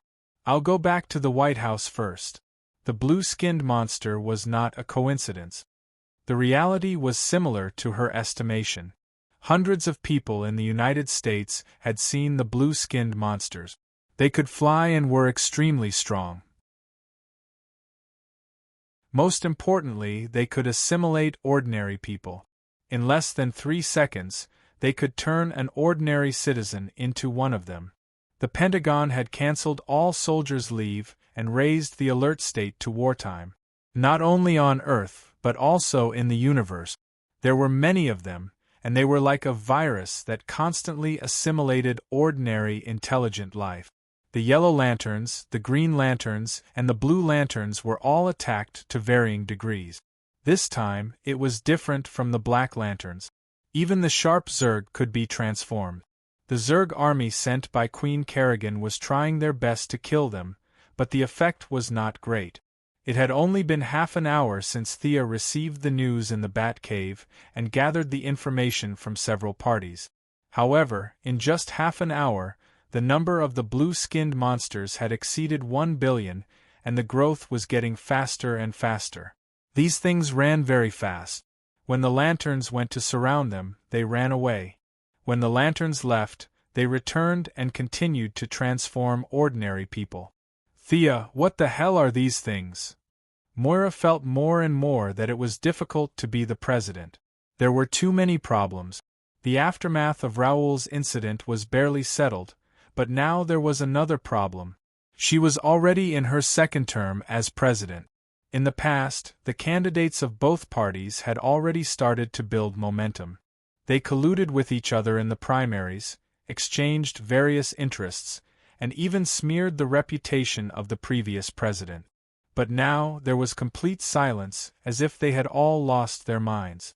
Some of the aides even joked that if this trend continued, due to reasons that could not be explained, she might be in office for another term.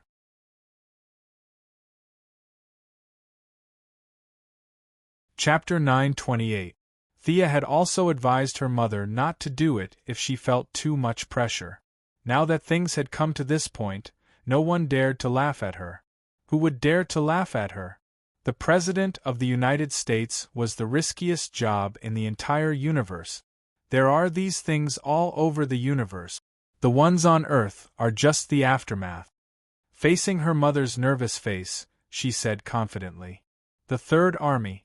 If she remembered correctly, this should be the name of these blue monsters. They were a new product created by the Blue Guardians for the sake of universal peace. The Mechanical Hunters were the First Army. These robots followed the preset orders and massacred the entire 666 sectors, making the Guardians think that machines were unreliable. The Green Lantern Corps was the Second Army. They used emotions as weapons, but in the eyes of the Guardians, the Green Lanterns succeeded and failed because of their emotions. They were too free and unrestrained, and they repeatedly treated their orders as waste paper. Hal Jordan was a living example. The army of assimilators that had vitality but no thoughts served the Guardians completely. This was the so-called Third Army. The Third Army sounded arrogant, but in fact, it was just to pave the way for First Lantern's appearance. In the original timeline, Black Death Emperor killed First Lantern instantly. Now only Thea could fight. Fortunately, the battle was in space, and Earth would not be affected. "Don't panic, it's not a big problem." That was what she told her mother. The Righteous Alliance could completely solve this small problem on Earth. If the people asked, they could just say that it was a mutant causing trouble. On the surface, her mother had many agents from the Heaven's Eye Society protecting her. In the dark, she also had Death Knell and Poison Ivy. Thea also asked Guangdong to send 2 shadow assassins to help. With such a strong defense, there was really no need to worry too much. Thea teleported to the Righteous Alliance and found that they were not idle either. Batman had captured an assimilator and was dissecting it for research. The brain has become a new substance. It has no heart. There are signs of activity in the eyeballs, but the brain has almost no thoughts, so it's impossible to determine if it has thoughts. When Thea entered, Batman had just finished dissecting it. Even though Superman said that he could see through it, he still did it according to his own method. I've contacted several forces in the universe. This disaster has little to do with Earth. It's basically a problem in the universe. Batman calmly asked, "What else?" Thea was surprised. "What else?" "This is the Green Lantern Corps' problem. It has nothing to do with Earth, so don't worry. But I've calculated that if this thing is allowed to wreak havoc, in 3 months all life in the universe will be wiped out. So, I'll leave Earth to you, and I'll settle this matter in 2 days." After Thea finished speaking, she left Earth and returned to Odium, the main planet of Blue Lantern. The battle situation here was much more intense than on Earth.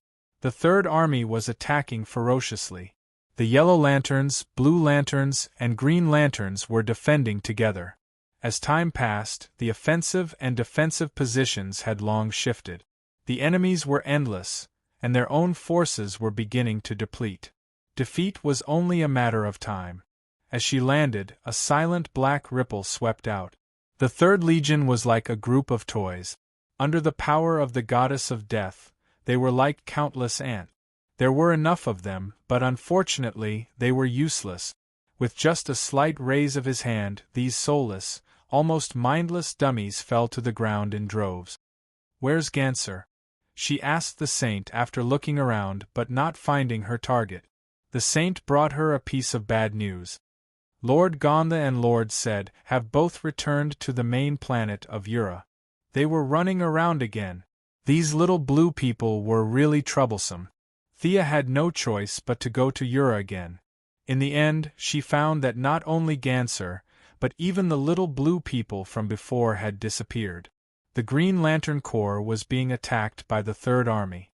She helped them repel a wave of attacks and instructed them to retreat to the main planet of Blue Lantern. As for whether they listened to her or not, she said it was up to her. Where did these guardians run off to? Standing alone in space, Thea scratched her head. Anka's amulet allowed her to teleport anywhere, but the problem was that she didn't know where to go. Who knew where these guys were hiding and doing bad things? Without specific coordinates, no matter how powerful her teleportation technique was, she wouldn't be able to get there. Fortunately, she had learned a lot from Batman, so she had a lot of backup plans. Guardian Harubo was under her control. This little blue person had information about the seal of the First Lantern in his memory. She only needed to teleport according to the coordinate. However, she didn't know if the coordinates were wrong or if she had read fake information. She wandered around the empty void for a long time. Forget about the seal, there wasn't even a stone. Did this guy hide fake information in his head? She didn't know whether to laugh or cry at this answer. She could only teleport to the main planet of Sharp and start reading the memories again. She was now a big shot. Her reading speed and ability were several times more profound. Soon, she found the problem. There were problems with the Guardian's memories, and there were many contradictions. However, this guy had lived for hundreds of millions of years and had experienced too many things. Sometimes, if she didn't look carefully, she wouldn't be able to see the problem. There was nothing else to say. She could only continue reading the memories. She was very unhappy. She told Batman that she would solve it in 2 days. In the end, this group of guardians found a place to hide. She couldn't hit the enemy even with her earth-shattering divine power. Needless to say, she was very depressed. No matter how unhappy she was, she had to take it step by step. She started reading the memories without stopping. At the same time, whether it was Earth or the main planet of Blue Lantern, a few battles happened. The Green Lantern ring was already a thing of the past to Thea. She couldn't even be bothered to pick it up if it was thrown on the ground. However, for some people, it could change their fate. It was a sharp weapon that could reach the pinnacle of life.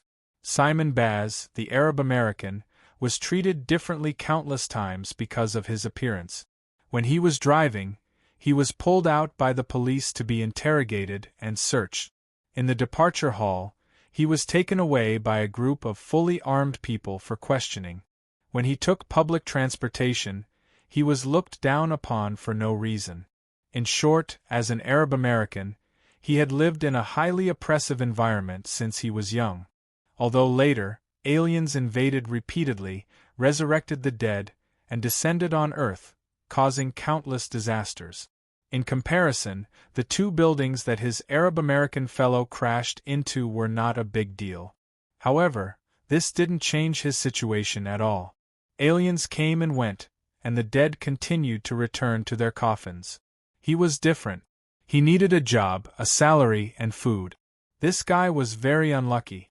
He casually stole a car, and after 2 minutes of fun, he was chased by dozens of police cars and several helicopters.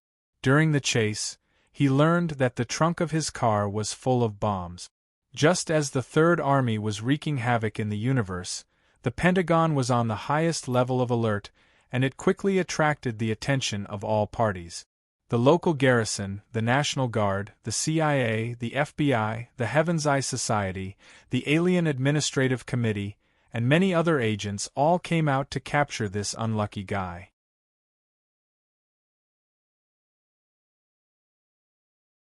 Chapter 929. The mothership arrived immediately. In order to take care of the military's emotions, Digger had now returned to the military ranks with the rank of colonel. After 2 years of experience, the next step would be to become a brigadier general. It could be said that Digger's fate was 1,000 times better than Green Arrow's in the original timeline. Take down the suspect. Wearing a long black trench coat, an eye patch, and his hands behind his back, Digger looked dignified. 5 individual mechas flew out of the mothership. Miss Voodoo took the lead and knocked down Mr. Simon Bartz with a few punches and kicks. The mastermind behind the scenes saw that things were not going well and detonated the bomb. If not for Miss Voodoo, Mr. Simon would definitely have been blown to ashes.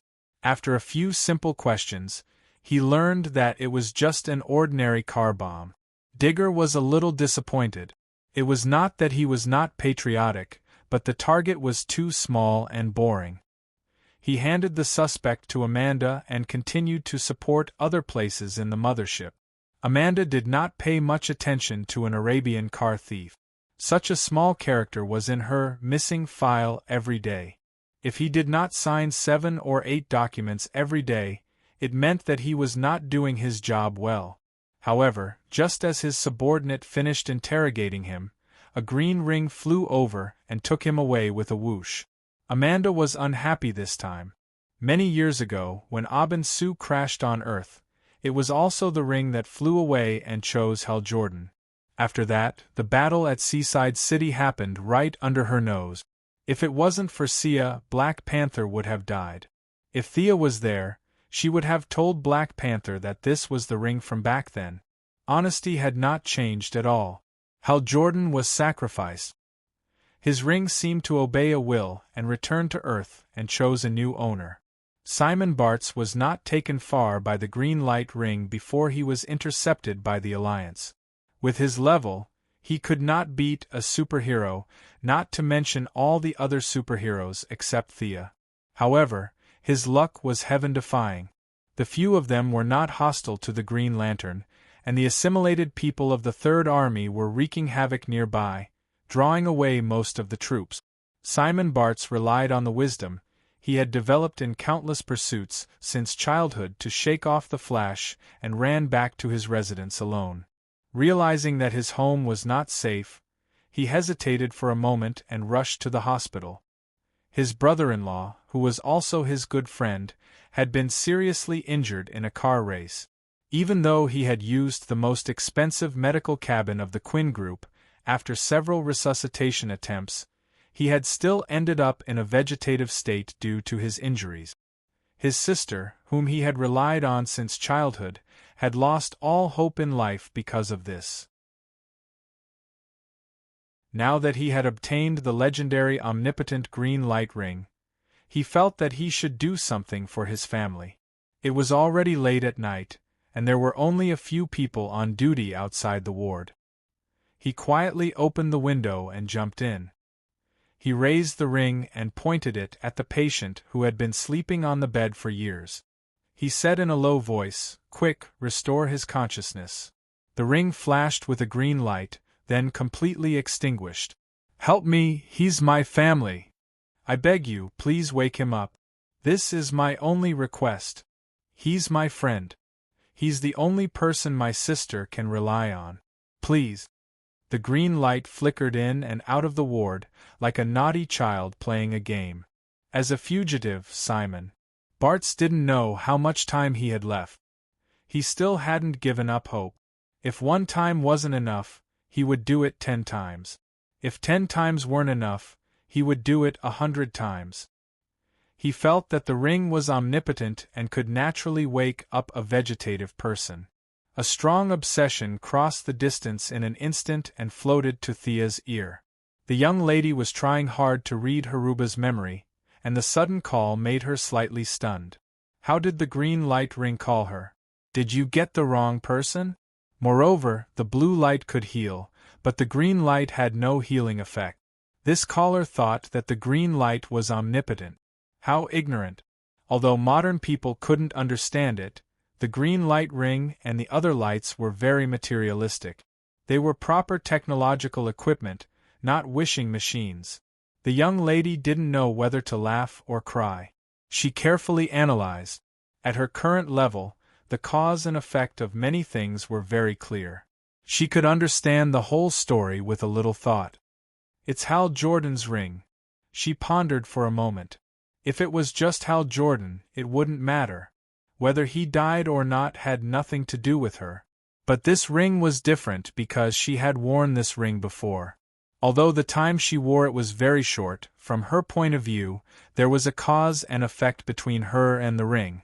Is it such a small matter? All right, as you wish. Thea talked to herself.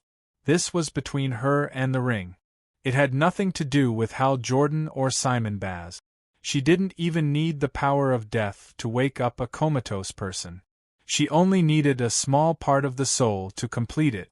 To her, this was a task that couldn't be any easier. With a flick of her middle finger, a small cloud of gray energy crossed the distance and returned to Earth, to Simon Baz's ring. Give up, Lantern Simon. I understand your pain, but many lanterns have experienced all this. The ring isn't omnipotent. Buddy, the big squirrel of Sector 1014, who had been to Earth before and was Hal Jordan's good friend, followed the trail of his friend's ring. Unfortunately, he saw that the ring had a new owner. Green Lanterns had seen many life and death situations. She felt that she had an obligation to guide this new colleague. But when she saw Simon struggling against the bed, she couldn't help but comfort him. I don't believe it. I can definitely do it. I have this feeling. Simon was very stubborn. He firmly believed that he could do it, or rather, the ring could. The big squirrel looked helpless. Maybe the blue light can, but our green light doesn't have this function. She couldn't figure out where Simon's confidence came from. She was still trying to help. With a big furry tail and a chubby body, Buddy was one of the few Green Lanterns that Thea liked. She naturally knew about the blue light and also knew about Thea, who seemed to be very mysterious and powerful. However, she had more feelings for the Green Lanterns, so she rejected the blue light's invitation. At this time, she was wondering if she should go back and ask the saint to help save the man on the bed. Unaware of the big squirrel's kindness, after Simon had called out for the umpteenth time, the ring finally changed. Rays of green light flew out of the ring. They were like a group of returning swallows, shuttling back and forth, relying on each other. They flew into the patient's body and disappeared without a trace. What does this mean? The big squirrel was puzzled. As an experienced Green Lantern, although she was still a distance away from the title of the Greatest Green Lantern, she had seen Hal Jordan, Sinisto, and even the artist Kyle Rayner, who was known as the Lantern. In terms of experience, she was not inferior to any Lantern. However, she had never seen what Simon had just done. The Green Lantern ring had such a function? Her answer was no, but now it was uncertain.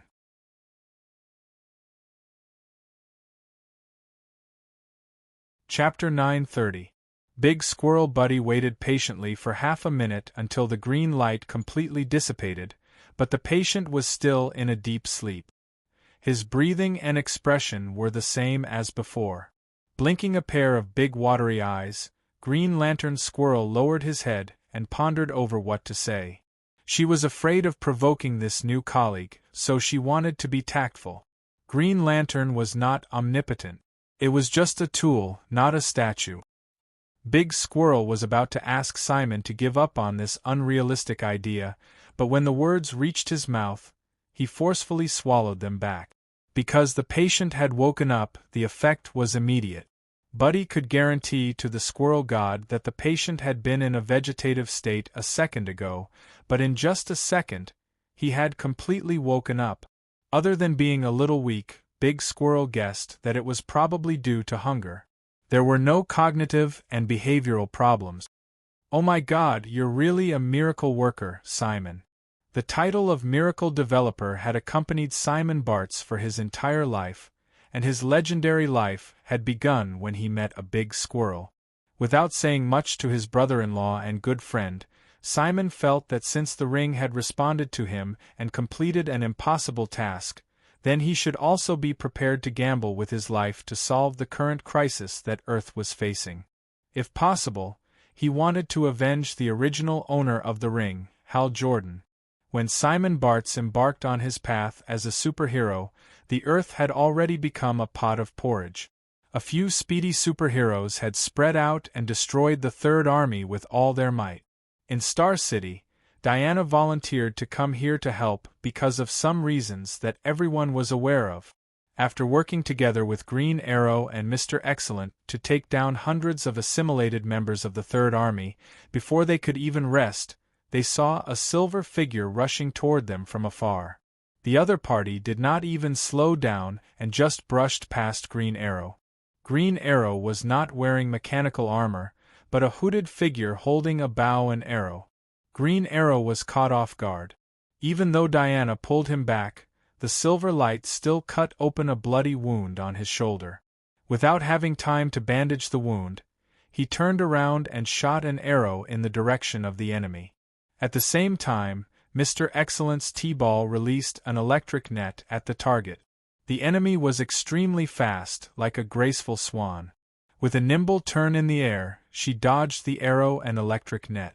A young woman stood proudly in the air. What was eye-catching was her pair of flawless white wings. Vanessa? Diana carefully discerned that this was completely different from the little girl in her impression who pestered her to listen to Greek stories. What made her change so much? Wonder Woman. Vanessa seemed to be immersed in her own world as she murmured softly. "Like I said, you can call me Diana. You're my friend." "Hee, your friend? You have too many friends. After all these years, have you ever come to visit me? I've been watching you silently, but have you ever taken me to heart?" Her voice was so loud that it was hard not to hear her. Green Arrow clutched her shoulder and seemed to have thought of something. She looked at Diana with a strange expression. As the pinnacle of wisdom among mortals, Mr. Excellent also seemed to have understood something. He glanced sideways at Diana. The Valkyrie was furious. This was simply baseless slander. Speaking so bluntly, was he afraid that others wouldn't understand? Even though she was used to saving face for others, she couldn't be vague about this issue. To me, you're just an ordinary friend. We have nothing to do with each other. I'm just a friend? Then what about Miss Quinn? Is she also an ordinary friend of yours? Seeing that his sister was involved, Oliver instantly drew his bow and prepared to attack. His opponent's attack just now was definitely aimed at killing him. He wouldn't show mercy. Thea Quinn is really a born noble lady. She has everything she wants. She has a lover, a family, and power. Diana, did you know? I was able to stand again because I used the Quinn Corporation's nanomachines, but I don't thank her. I hate her. I hate her to death. I hate you too. Mr. Excellent muttered to himself. Crazy, he muttered. His words seemed to have touched Vanessa's sore spot. She opened her mouth, and a wave of ultrasonic waves surged out. Mr. Excellent's abilities were similar to Batman's. If he was prepared, he could kill 80% of his enemies. If he wasn't prepared and didn't have the luck of a main character, then he could only wait for death. Diana hurriedly stood in front of him. Circe could take all of her magic head-on, so this kind of sonic attack wasn't that powerful. Diana blocked all the attacks with one hand. You've changed. You used to be a kind little girl. Haha. Vanessa laughed twice, but it sounded worse than crying. She took out a piece of paper and unfolded it in front of the three. I'm not Vanessa. That fragile girl was pitiful and hateful. She's already dead. I'm now the new Silver Swan. Diana was a new god, and Green Arrow had good eyesight. They could see that there were two people on the paper. Diana was flying in front with a sword and shield on her back, and Vanessa was chasing behind with her wings outstretched. The sky was blue and the clouds were white, and there were people cheering on the ground. The Silver Swan tore the paper to shreds. It's all in the past. I want revenge on the Quinn family. They took everything from me. You're sick. Maybe we can help you. Oliver didn't think it was complicated. It was just a lunatic who loved Diana. This woman's obsession was too deep. She had come up with a bunch of imaginary things in her head. Even her daydreams had convinced him. He was prepared to take down the enemy, find a mental hospital, and throw her in for treatment. Diana had the same idea, but she had good intentions. It wasn't that serious on TV. In fact, it wasn't just her. Even Thea had admirers, but none of them were as crazy as Vanessa. If this matter reached Thea's ears, Vanessa's fate would be indescribable. After knowing her for so many years, she knew the young Miss Personality too well. She would laugh in front of people and say that she didn't mind, but behind people's backs she would definitely knock them out and throw them into a sack. Now that she had the underworld, she was even more powerful. Vanessa, you need help. Let me help you like back then. Diana said sincerely. A hint of struggle flashed in the Silver Swan's eyes. Unfortunately, the struggle quickly faded and was replaced by scarlet. The Silver Swan's voice was trembling, but her tone was eerie, like an evil spirit that crawled out of hell. You all deserve to die. You took everything from me. I'll tear you apart. Silver wings spread out like a bird. With a thunderous sound, the Silver Swan flew past Diana and circled around to attack the black man, Mr. Miracle. F***CK. You're bullying me because I'm a pushover. Mr. Excellent didn't care about his image at all. He rolled lazily to avoid the attack.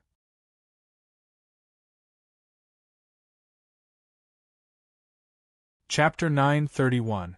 On the other side, Green Arrow had already shot 3 arrows at Silver Swan. Diana hesitated for a moment. She could fight enemies without hesitation, but against a normal person, even a friend, she could not do it.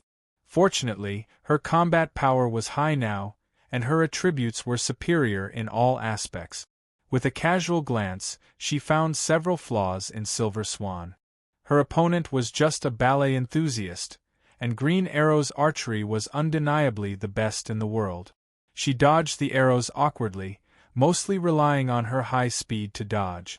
Diana took 2 quick steps forward, and under Silver Swan's horrified eyes, she grabbed Silver Swan's ankle and dragged her down from the sky like a dead dog. "Hold her down, I'll check.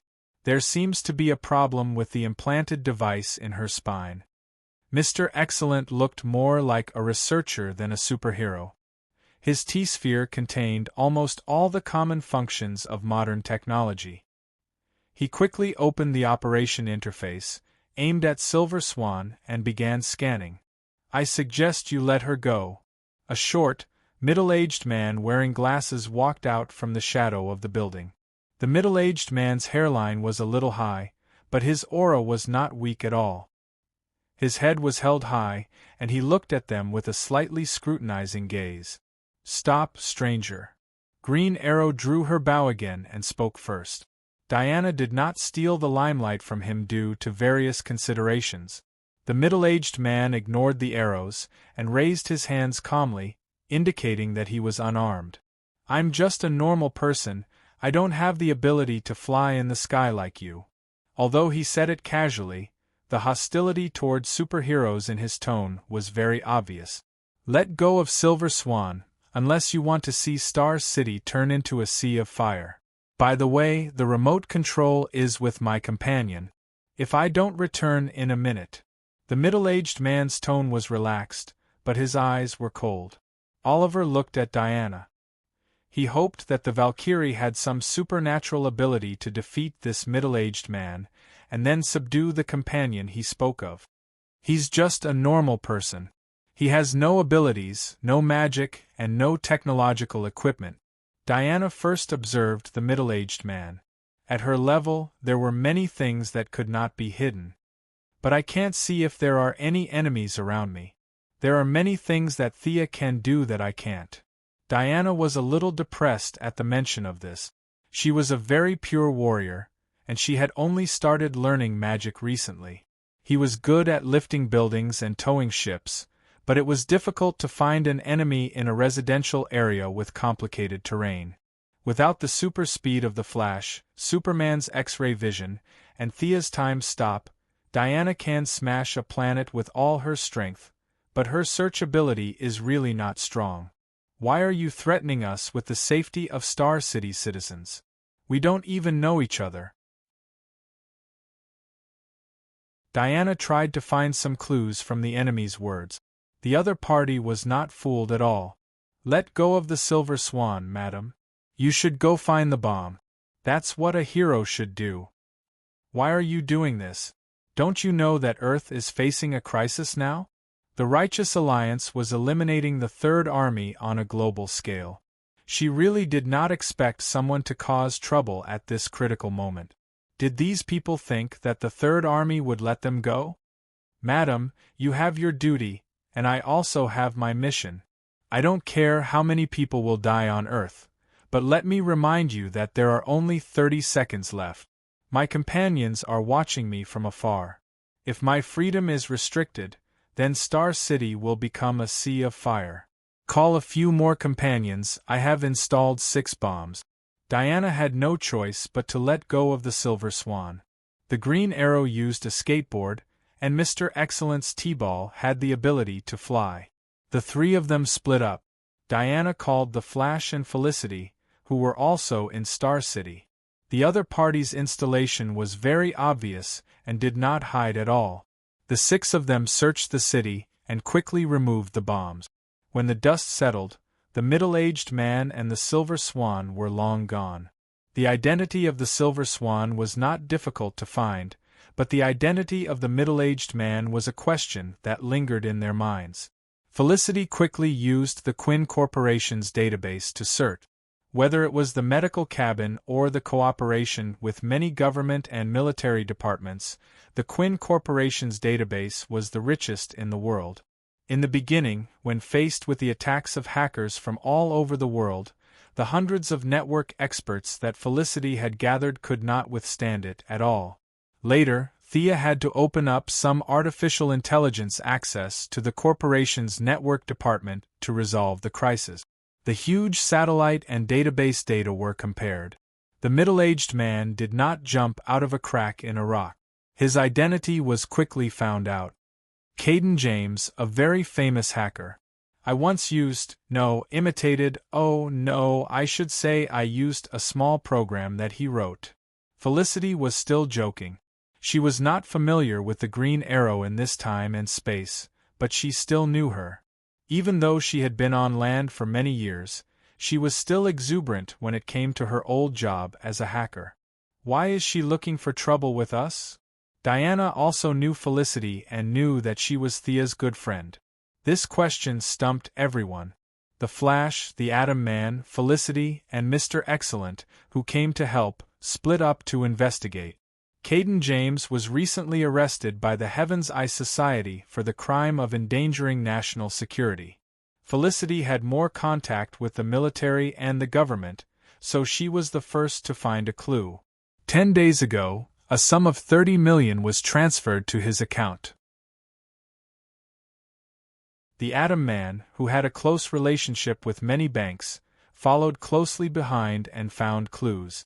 13 days ago, he was rescued from the Heaven's Eye Society by a person single-handedly. The Flash also found something. He enlarged the image on the screen. A tall man wearing purple soft armor and a white cloak held 2 samurai swords in his hands as he moved about freely. The Heavenly Eye Association's trained agents didn't have the ability to fight back at all as they were slaughtered like chickens. Following that, the purple-robed man took Caden James and left. This guy should have been nearby just now. He's Caden's partner, right? His martial arts are so strong. It's hard to believe that he's an ordinary person. The 2 big shots, Diana and Oliver, were not good with electronic devices. They could only watch from the side. To be able to beat Nightwing without using a bow and arrow, Oliver was more than qualified to call himself a martial artist. Even though his learning process had been honed by being beaten up and had characteristics that could not be replicated, his insight was commendable. According to Thea's joke, her brother had a pair of civilian version of the Sharingan and was born with great dynamic vision. At first, he was weak and had no one to teach him. He basically relied on these eyes to learn his martial arts while he was being beaten. You're tuning in to the Phoenix Knights YouTube channel. Don't forget to subscribe and join us on this journey to catch the most captivating stories.